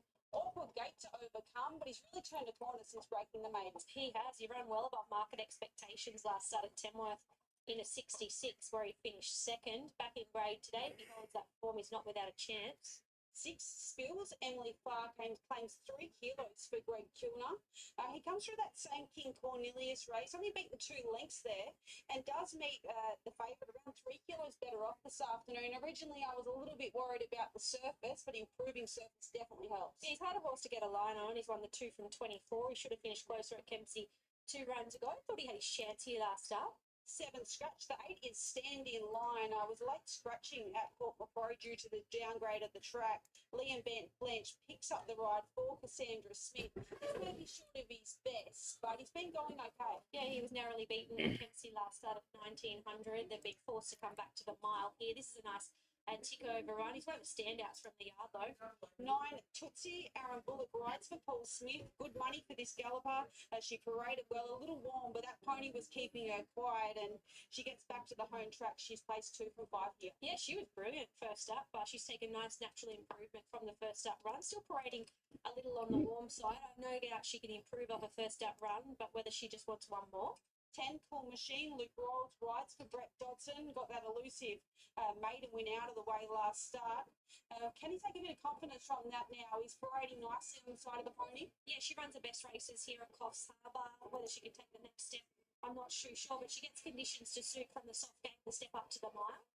11 Cowgirl Lily. Shane Brooks claims 2 kilos for Sam McGarren this afternoon. She's been going around an easier grade, beating around 5 lengths in the Whoop Whoop Cup last start, up to Tab 2 company, but does get a couple of things in her favour with a soft gate and a clamp. Yeah, she was obviously a winner at Casino 5 runs ago. She's been struggling since. That suggests she needs easier.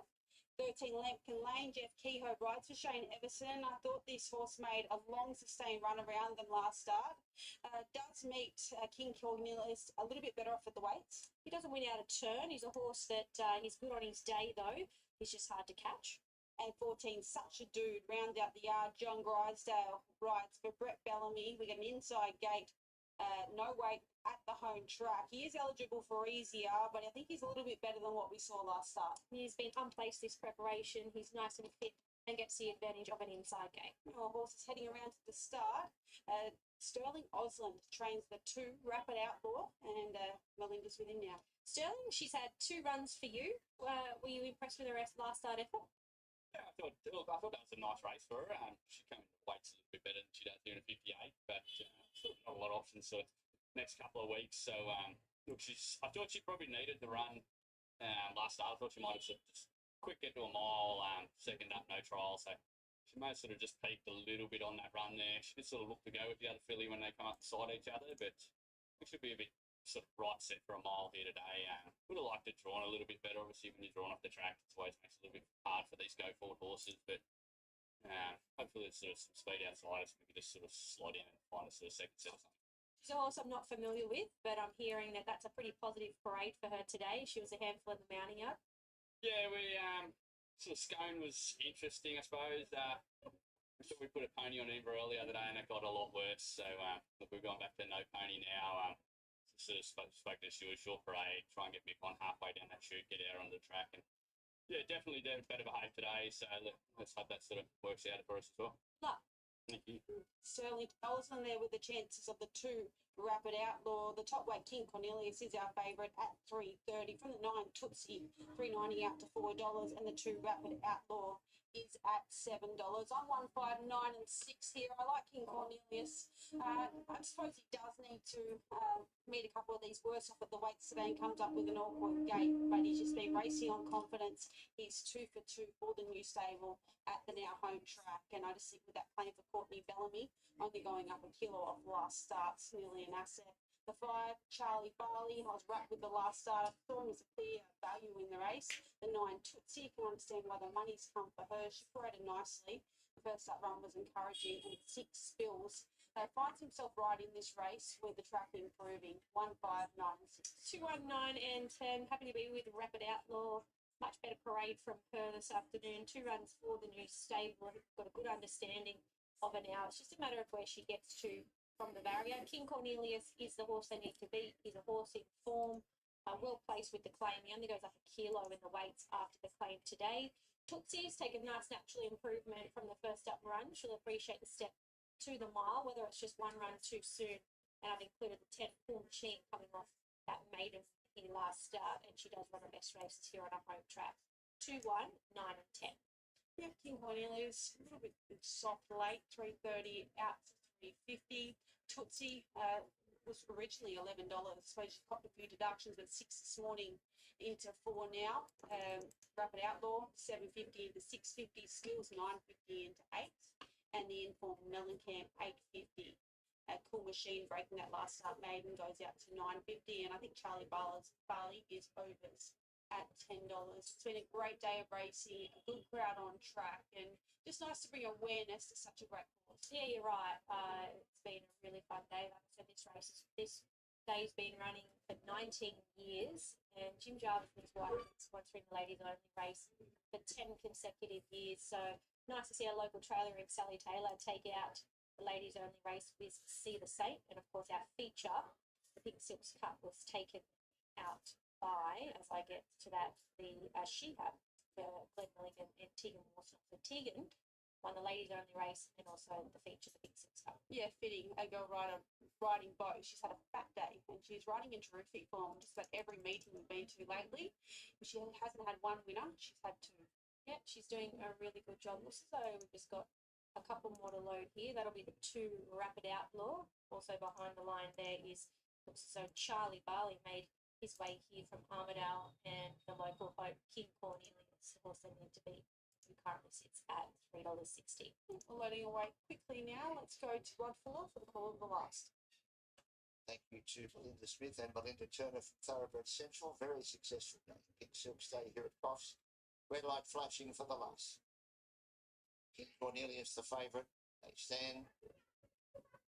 Racing in the last event, missing it by 2, Such a Dude. A good straight line away apart from that. Cool Machine takes up the running from Rapid Outlaw second. Spills as third from Cowgirl Lily. On the outside, King Cornelius, Mellencamp the middle. A length to Charlie Barley, a half length to Tootsie stand in line. 2 Lambkin Lane and 3 lengths away last of all Such a Dude. Up towards the 1200 metres. Racing to the leaders, Rapid Outlaw and Michaela. We're out by a length of a quarter. Second placing was Mellencamp. Spills as third, followed on the outside. King Cornelius still trapped on him. Cool Machine probes up along the rails. A length to Tootsie and a further half. Charlie Barley, Cowgirl Lily. They're up by 2, stand in line, followed by Such a Dune, and last of all was Lambkin Lane. Up towards the next bend at the 800. Rapid Outlaw in front. Pilots the field by a length. Mellencamp second. King Cornelius sustains the run third. Cool Machine as fourth, followed by Spills. A further length, Charlie Barley. Tootsie on the inside. Stand in line, staked up 3D, followed by Cowgirl Lily and Lambkin Lane. A length away last of all was Such a Dude. Up towards the home turn, 500 out. It's Rapid Outlaw swinging the bend by a half length over Mellencamp, issuing the challenge. King Cornelius third. Cool Machine extricates into the clear. Behind those next was Tootsie, followed by Cowgirl Lily, Lambkin Lane, Spills and Charlie Barley. At the 200 metres, it's Rapid Outlaw joined by Mellencamp. Tootsie trying to get a run. Cool Machine on the outside from King Cornelius. Cool Machine puts the neck in front. Tootsie back towards the inside from Mellencamp. King Cornelius on the inside. Tootsie, Mellencamp on the outside. Cool Machine, but Tootsie drives to the front. Tootsie wins 9, 10. Cool Machine second. Mellencamp was third, followed 9. by King Cornelius, Cowgirl Lily. Behind those, Lambkin Lane, clear of Charlie Barley, and also there was Rapid Outlaw from Such a Dude. It's a very weird track. Yeah, well, 9, 10, 3 and 1. A beautiful ride there from Aaron Bullock. She was the only horse she wanted to be on from a long way from home. He snuck runs back up to the inside and able to get another win on the board, second up into the preparation. I thought the 10 was good out of Maiden Company. That was Cool Machine. Mellencamp was brave after being on speed. 9, 10. And the top weight, King 3 Cornelius, and wasn't 1. he brave with the big weight? He was 4 deep early, found himself 3 deep. He's only been beaten a couple of lengths in the end, but the 9... I don't know, but it's a very weird track. The 9 definitely had the advantage. It was the best in handicapping, all right? That was the best in handicapping. the 10 was there with all that thing. 8 was the neutral one. So if you look at this, then that 6 should have gotten there. I don't know why the 6 didn't get there, but 9, 10, I understand. What I do not understand is that 7-year-old mare. No, sorry, 3. This one.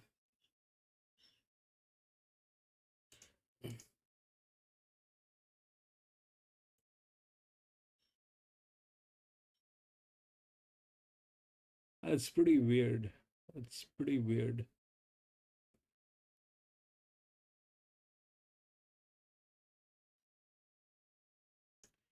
Anyway, that's how it played. The 9 had the handicapping, that's for sure.